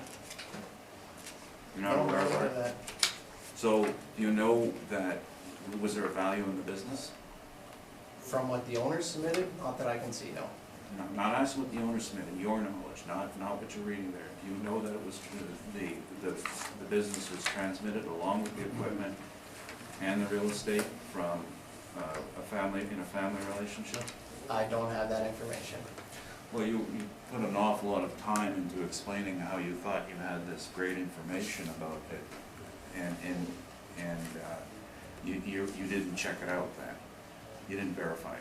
We relied on information provided by the owner of the property. Right, you have a form, but you didn't do any further verification? It's certified as true and correct by the Did school. you do any other further verification? There was some company searches that were done in relation to the two parties, as far as I could see in regards to the directors of those companies, and I couldn't see any relation. On I could be page mistaken. 8 of your report, you talk about that the city follows the IAAO standards, is that correct?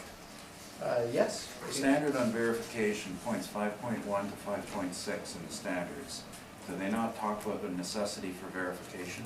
Yes, there is. And do they not also say that you shouldn't use sales between related parties to come up with a value? We haven't. You're value is relying not on it for made- support? That you shouldn't be relied upon? You're not aware of that standard? I am aware of it. Well, in the all-fired effort to try and support this assessment, don't you think you've kind of stepped over the lines? I don't think so. I think I'm relying on information provided as certified and true by the owner of the property, and I've seen details beyond what was put into the evidence, but I have not included it out of respect for the author of the report. Your comparables, page 3. First one's Tim Hortons, correct?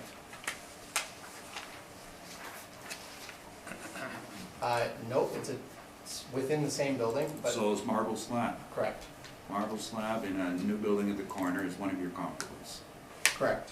Effective year built 2009. And number 2 is listed as a cafe. Did you check that this is a net lease or a gross lease? This is information that was submitted by the owner of that property. We show net information for this property. Was it verified? Verified to what extent? Did someone go out and determine that it was net by reviewing the lease? We have not seen the lease for this property. The third one, 1103 Court, and what's in there? It's a grooming service. For dogs? Correct. Okay. Serve any hamburgers in there? Nope. Nope, retail space on court. 252 Stafford. Correct. Is this the swimwear shop? Yes, I believe so. 922 Grosvenor, is that Ed Jones Financial? It is. No, 920 Grosvenor, is that the Lilac Bakery? It is. And the last one, is that Trevisi? Correct.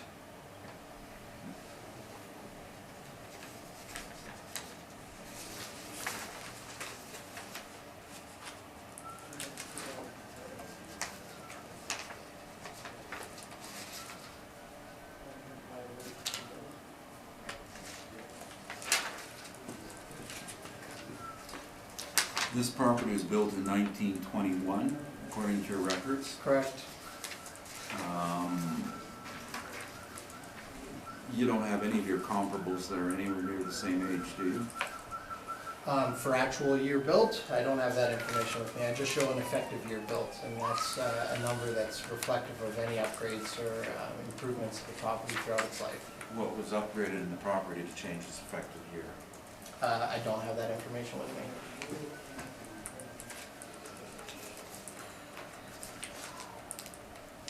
Those are my questions, thank you. Robert? Yes, thank you, Mr. Chair. So I've got a calculation here. Would you mind confirming that your average blended rent is $13.50 a square foot on the subject property?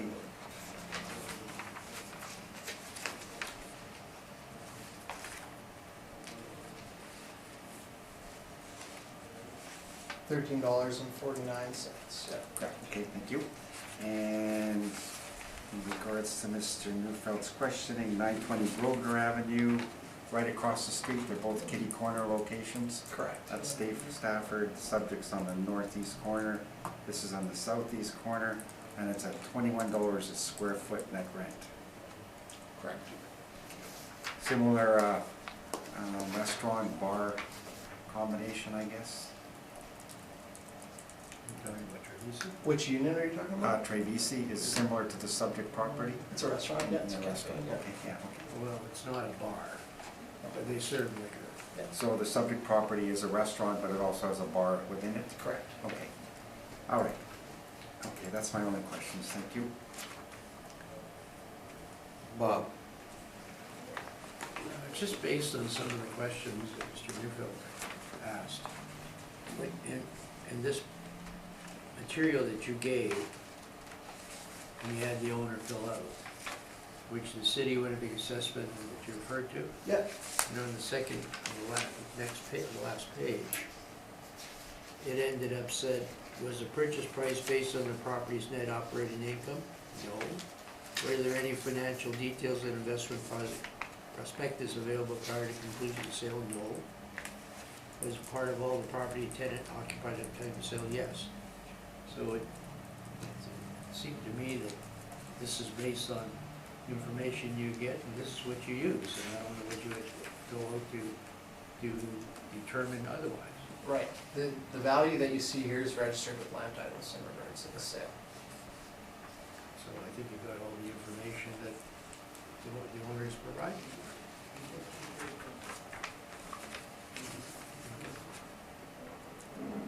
Got no further questions? Yep. On with your I have a presentation. follow-up question, based on the question asked earlier about the property across the street. Is there basement space in it? I'm not aware of any basement space. And as a result of not having a basement space, would the rates be the same, considering you're putting basement space for the subject? Maybe we've applied a $3.39 to the basement. I understand. We don't look at it as we don't do a blended rate. There is a reason we apply rents to the individual premises. And we think if you're looking at across the street and you're looking at the main floor rent of $19 with up to a range of $21, that the main floor rents that we've applied for this property are more than reasonable. Thank you. On with your presentation, sir. I seriously, I need a few minutes. I'm really mad right now, and it's not a good position for me to be in. I need to cool off. I found what was happening to be offensive. May I have 10 minutes? Yes, we'll take 5 minutes. Okay, fine. Ready? Yeah. Call back to order. Mr. Neufeld, you're on. Thank you. The property is the Grove. It's neighborhood style based on kind of the gastro pub concept. And it used to be a Tubby's Pizza before that. It's a fairly old building with a long history of food service. There's no parking on it. The parking that you see is the neighbor's lot, not theirs. The transaction was between, I was just believing that it is father and son-in-law transfer with the business, real estate, goodwill, equipment, and everything. There's no smoking gun there. It's a family transaction. And this is a matter, perhaps understand my concern here. This is a matter that has been reviewed twice already for the 2016 assessment appeal and the 2018 assessment appeal. The last time when we handled this for 2018 was actually, the value was a recommendation after reviewing the information. So when I say things like, I think the assessor's stepping over the line, I guess I need to say is the assessor has a responsibility to check the history of this property to understand that this matter has been dealt with. And there's been a level of understanding within the assessment department that if he isn't aware of it, it's his responsibility to be aware of it.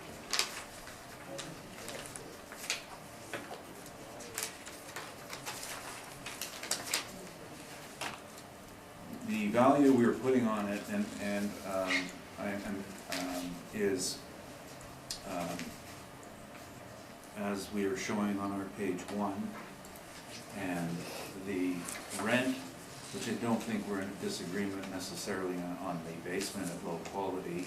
The upper level, we're using a rent of $16. Our best comparable is on page 4. It's the second from the top. It's a complex building. It's got, the legal address is 252 Stafford. It holds properties that have Grosvenor addresses as well as Stafford offices. The property we're looking at is Trevisi. It is $16 a square foot. They are a client of ours. We have the statements, we have the leases. We can provide that information. I know we have limited time, but it's also been supplied to the assessment department. That they misread it is not my problem.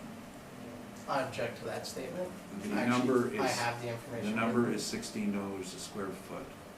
Other rents that we looked at was on Stafford, down the street, and this is in the strip mall adjoining to the Price Chopper, $12.20 a square foot. Also in the area, there's a number of other properties, Pimina, minor food service operations, and the number we're putting in is $16. It's my opinion of value.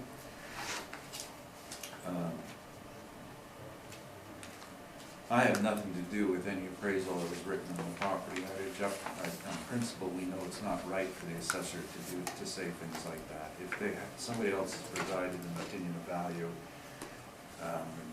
there are laws and rules on application and use of these things. Does that mean that if I give you an appraisal that said $400,000, you have to buy it? It's just not the way it works. They do their own work. This was done on the model, and that's what we're sticking with. So as far as the capitalization rate is concerned, we're looking at a rate of 9%, and that's based on the original year built, which is 1921. We've had inspections of this property, and there's nothing that's changed in terms of the elements of the property that would indicate a change in the effective life. Obviously, there have been some interior decorating been done, but the framing, the structure dates from 1921, the foundation from 1921, the envelope from 1921, and the mechanical has been upgraded. But 4 of the major 5 elements date, and that's like saying you can take and give a 90-year-old man a new heart and tell him he's 20 years old. It's not. It's 1921 and all the associated issues that come with it. There is no parking, which again, you have to look at the comparables and look at the parking that comes through it. It enjoys what's called a legal non-conforming use. The parking bylaw in our city requires 1 stall per 100 square feet. It does not have parking, but it's been in operation as a food service operation predating not just this latest 2006 zoning bylaw, but the one that predated that, which was 1980 something. I believe I was in it in 1975 when it was at Tubby's, and that's the legal non-conforming use. So on the market, that's a major issue, not having parking in a suburban area. And that has to be considered in capitalization and achievable rent.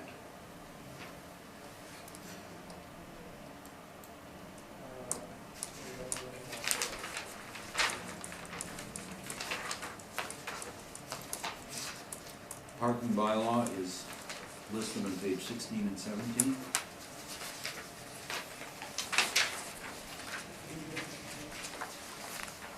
Lastly, in terms of supporting the 9%, we have one capitalization to draw your attention to.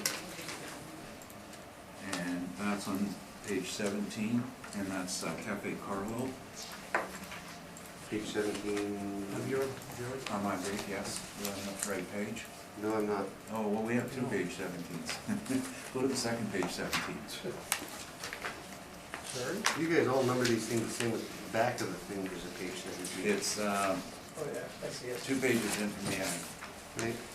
Cafe Carlo, which is at 243 Lilac, which is nearby. This sold October of 2015. There was a sale and there was an FFE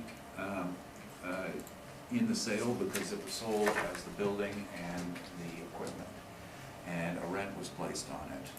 So this is a transaction done at the time and it capped out at 9.47%. And I have firsthand involvement in this property and the setting of the cap rate. So this is a 1928 building in the neighborhood, same vintage, they capped at 9.47%. Thank you, that's my presentation. Well, you haven't put your numbers down yet. I did not change my number. Your number stays the same, 687. That's correct. Questions, Mark? I do have some questions, yeah. And you had that rebuttal that you wanted to add. Yeah, I do. So I do actually have the income and expense mailers that were provided. What page? I've got it Oh. here. 1, 2, 3, 4, 5. So this is the income and expense information provided by the owners of 252 Stafford. The property under question is, the lease in question is Trevisi. But you can see here that the information reported by the owner of this property suggests a monthly rent, net rent, $2,612.50. On the sticky note, you can see the math that I've done to calculate the net rent per square foot. You take the monthly rent, you times by 12, you get the annual rent of $31,350. You divide that by the square footage of the premise that they show, 1650, and we get a $19 rent. So I believe that the $16 rent that was referred to by Mr. Neufeld is incorrect. It may be old information, I'm not too certain, I don't have it with me. But as was reported in the 2017 mailer by the property owner, we have a $19 rent on this property. And this is the information that I've relied on when I'm presenting these as my comparable properties. This property is directly across the street from the property. Mr. Neufeld, did you want to question that? But Are you done with it? Yes, do you have the statement? I have a question regarding it. Okay. Just the Trevisi, is that possible that that was an old rent that you guys had, $16, or? Well, the date I had on it was May 2013. The date you had on yours was July 2013. So yes, it was 2 months older than yours. The lease expires, sorry? The information you had, the expiration of that lease was 2 months prior to the? This is David. You've got starting on 07/01/13, ending 06/30/18. What does yours say, Mr. Neufeld? May 2013. Is starting? Yes. So we have a difference of 2 months on our start date. And the statement that was provided, We've got a copy of that in here? So no, in here I said my start date was listed. Yeah, the occupancy date. May 1st, 2013. We have it. Right here. Okay, yeah. And the assessor. But what about the lease ending? 5 years it says. 5 years. The assessor's information was July 1st, 2013 lease start, the lease in question. So we are 2 months difference in start dates on the lease. And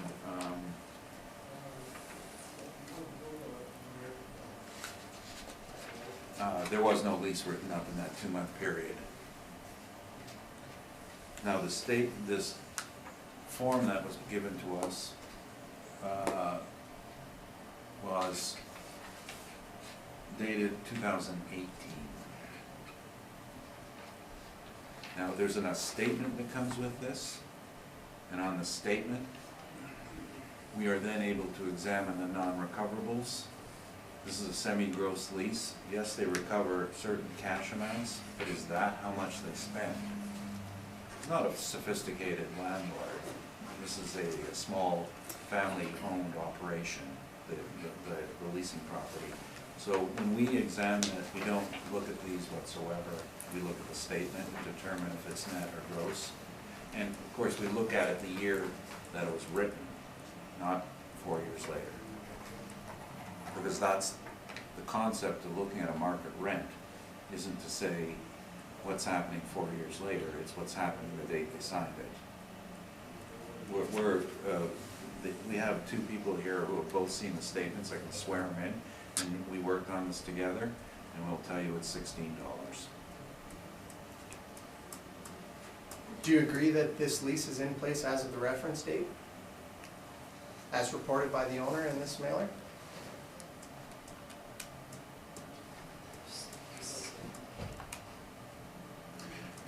Well, no, because I don't know this for sure from your evidence, because it says it ends in June, but it's dated, oh, okay, sorry, I take that back, April 18th, so at the time it would have been in place.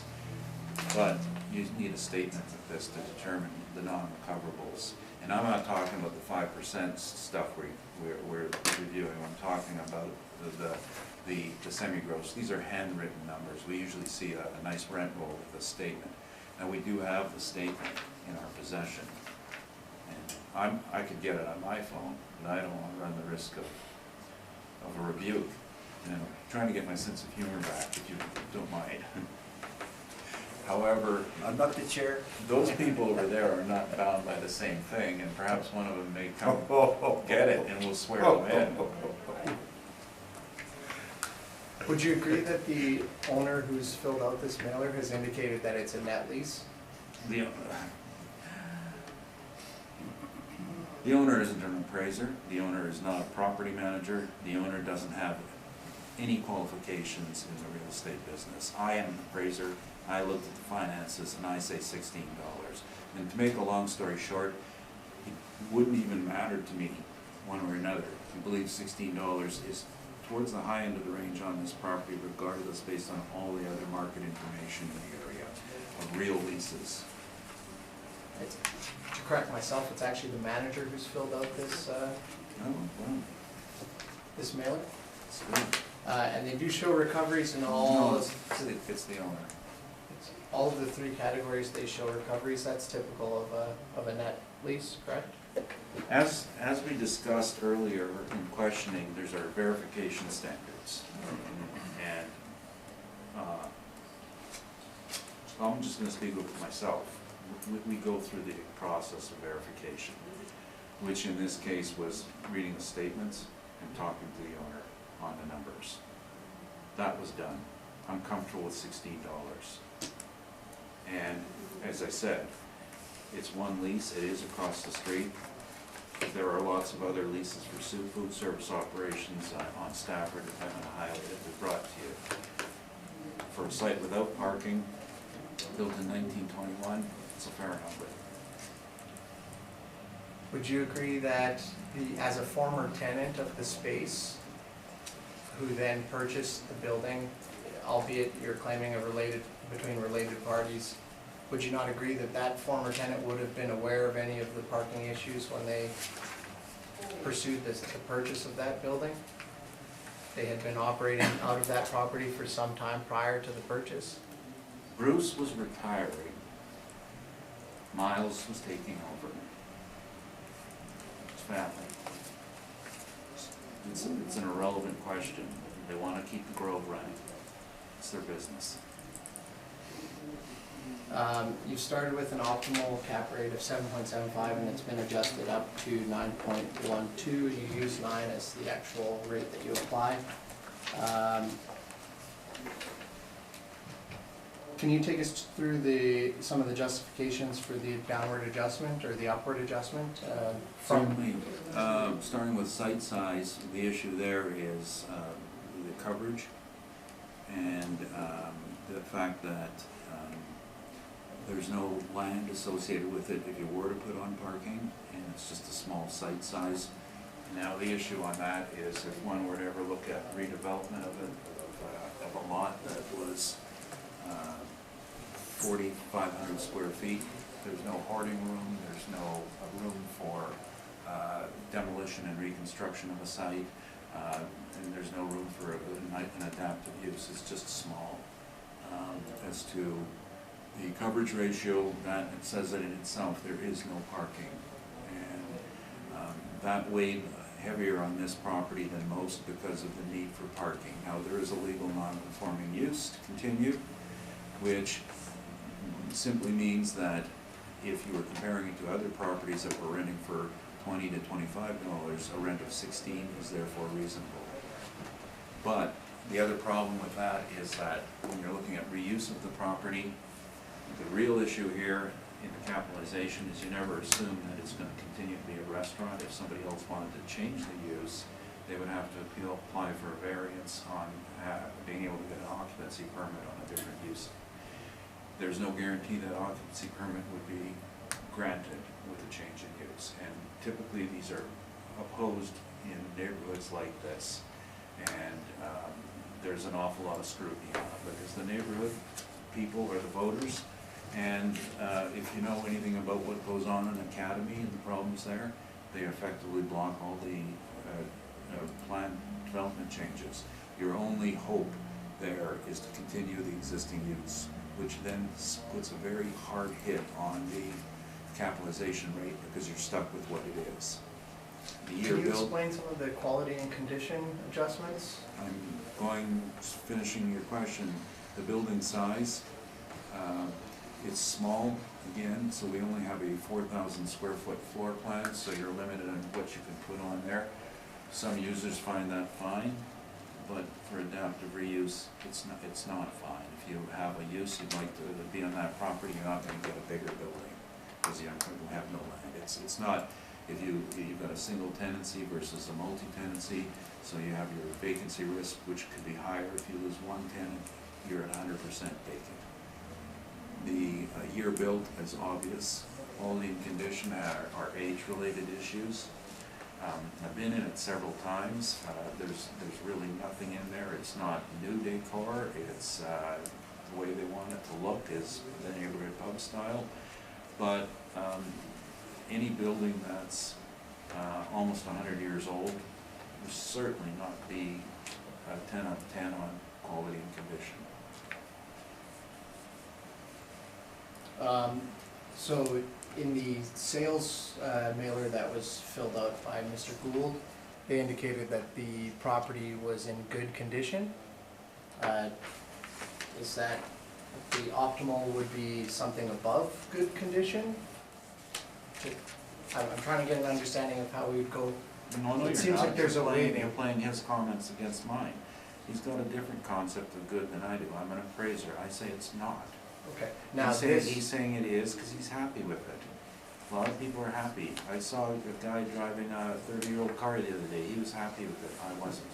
Okay. And this process, this qualitative ranking based on these 23 different categories, is this a standard approach that would be utilized by an appraiser in an appraisal report? Colliers has developed a 23-point system. Typically, it's used as a check and balance on market rates. The application in our company tends to be a qualitative basis in terms of we would take one property and compare it against our subject and say, is it superior, inferior, or similar to help us arrive at a number. What we've done is adapted this through the Colliers system with input from agents and appraisers across the country and tried to put some weight on these matters, and this was a consensus agreement that this is the weight that these matters got, and you can see that heavily skewed towards 4 factors: income-based issues and location. as everybody knows, are the most important factors in capitalization. The purpose of this is a double check on market rates. The market rates, the problem with market rates is that you will have people tell you, I think it's similar to this one or that one, and therefore I'm applying it. That's not good enough. You need to be able to have a backup, much like if one applies the income approach, typically to valuation, which is always the 99% applied approach, you always do the sales comparison approach just to check, as a double check on your numbers, and that's what this provides for us. So Ted, to rephrase the question, because I don't think you actually answered it, is this something that would be utilized by an appraiser in an appraisal report, this process? We would utilize this in a similar fashion, and it would depend on the assignment and the appraiser. Okay. Where the litigation was involved, it'd be more relied on than for mortgage financing. Okay. If we were to use the, and I know you don't agree with using it, but if you were to use the sale price minus the FFE, the furnishings and the equipment, and you look at the $1.35 million, and you were to apply your cap rate, you'd get an NOI of $121,000, $121,900. Can you help understand why there would be such a large difference in what was applied in the report? And Well, you can only ask a hypothetical question if it's reasonable. Your question isn't reasonable. If I did that, I'd lose my accreditation because I can't rely on sales between family members. okay. And a sale which I knew involved the sale of the business. And was an appraisal done on any of the furnishings that were included, or the business, or the name, or? I have no idea, it wasn't involved. Okay. I just was aware that the whole package sold. Okay, and are you aware of any appraisals on this subject property? You know, I'm not gonna answer that question, because I find it offensive and in a professional manner, professionally offensive. Okay. Off the record, no, I have no idea. Okay, no further questions? Robert, Okay, question? I do. Yeah, I'm gonna ask it. Okay, good, good. Okay. Let's look at the sales questionnaire, okay. Just, okay, the wound was closing, but let's open No, it up. no, no. Let's open up the wound. No, yeah. You know what, even if the assessor hadn't presented the appraisal, you've got three experienced panel members who are used to reading these, or presenting these things all the time, and we would all have noticed that there was an appraisal presented. Like, even if the assessor hadn't presented that fact. Right. Okay, so are you saying that this sales questionnaire shouldn't include a question of an appraisal on the property? If I had noticed that this was included, I would have brought my lawyers to have it removed before you saw it. Okay. Because we've done that on at least 4 or 5 other occasions, because it's not, it's somebody else's. Maybe let's limit to the answer to 5 minutes, how's that? Okay, give it Yeah. 5. It's first of all, it's somebody else's opinion about it. Second, we don't know the dates match. Third, we don't know what it's for. Now, I do a lot of restaurant appraisals, and I always do them at value and use. But it does time, That's it not says real estate. appraisal at time of sale. Well, And we're talking about the sale that happened in 2017, so that hones in there, that's, okay, if you want to use appraisals, let's fire all the assessors. Why do they need a job? well, no, but yeah, I think it's just collecting information that isn't necessarily utilized, but it's a piece of the puzzle possibly, you know, I think that's what he was trying to say. I know You know. that, Sorry. that It's okay, you and I'll have a bone pick after him. I know that matters like this get removed when the assessor attempts to put them forward because it's improper. Like, when I write an appraisal, I said right on it, this is who it's for and this is what it is for.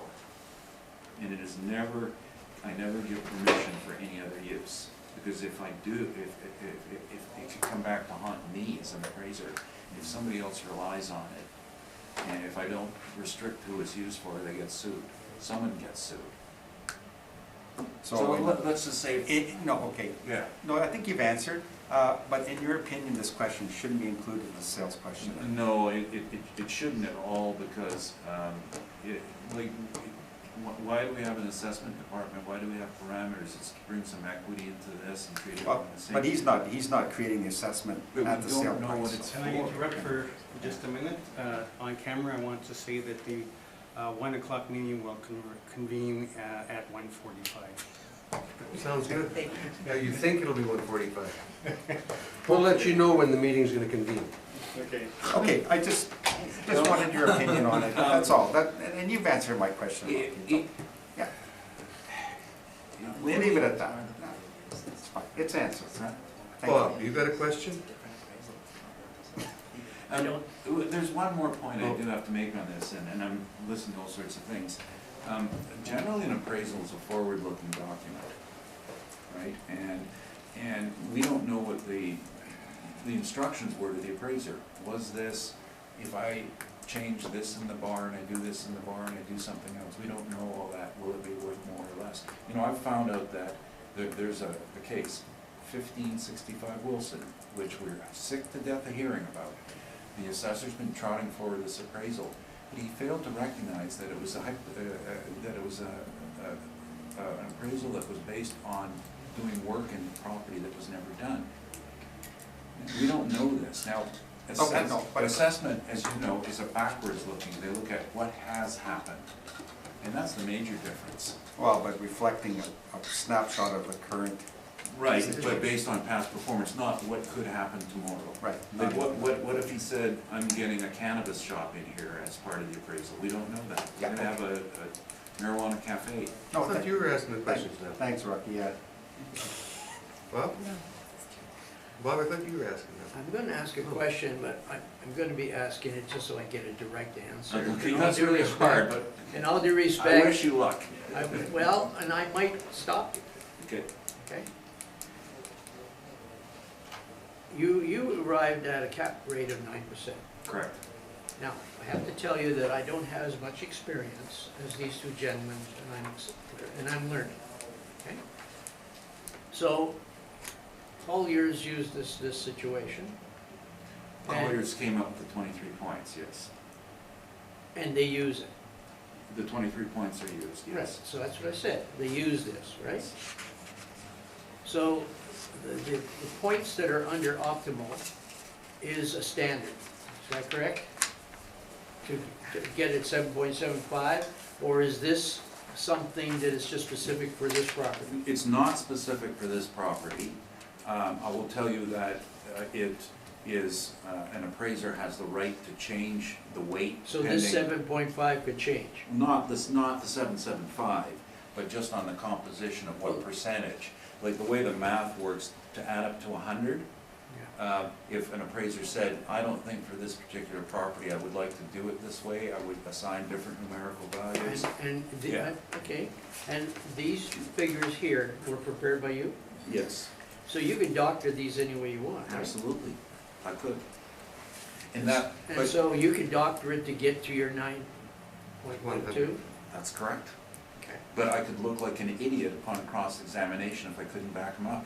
Well, we haven't asked you to back it I was, didn't you hear it? If, you know, the point is. All right, I'm just asking an Yeah, no. informational situation. You supported your 9% by using this 9.12, so that's fine with me. Some 30 seconds on the background. We started presenting this because the assessor didn't give us anything. How did you arrive at the cap? We never get a straight answer. So the world should see the transparency in how a cap is derived. All right, thank you. But as we do that, the adjusted optimal 7.75 can change depending on what we're dealing with. Based on the property type, yes. Property. And So where do you get the 7.75 for restaurant? I looked at the midpoint on, the retail numbers on this page. Which page, number? Here we go again. This one, This one. 7B it's called. I got it, I just I happened found to it. turn it up. I How got do it you at like the same that? time. There you go. So we would be looking at retail, and we don't have a specific category for it, so the retail range goes from 6.5 to 8. The restaurant's gonna be at the higher end of the scale. Okay, so you haven't got one for restaurants, Well, just like, You know, the one I showed you in Lilac is one of the few cap rates we've ever seen in restaurant. Thank you. I have no more questions. That was my question. It was, but we were a team there. Oh, okay. Great minds. Great minds think alike. Thank you very much. That concludes this matter. We will be going in camera for a bit. The other group should be in here within 20 minutes, half an hour. Are they coming? After we're done.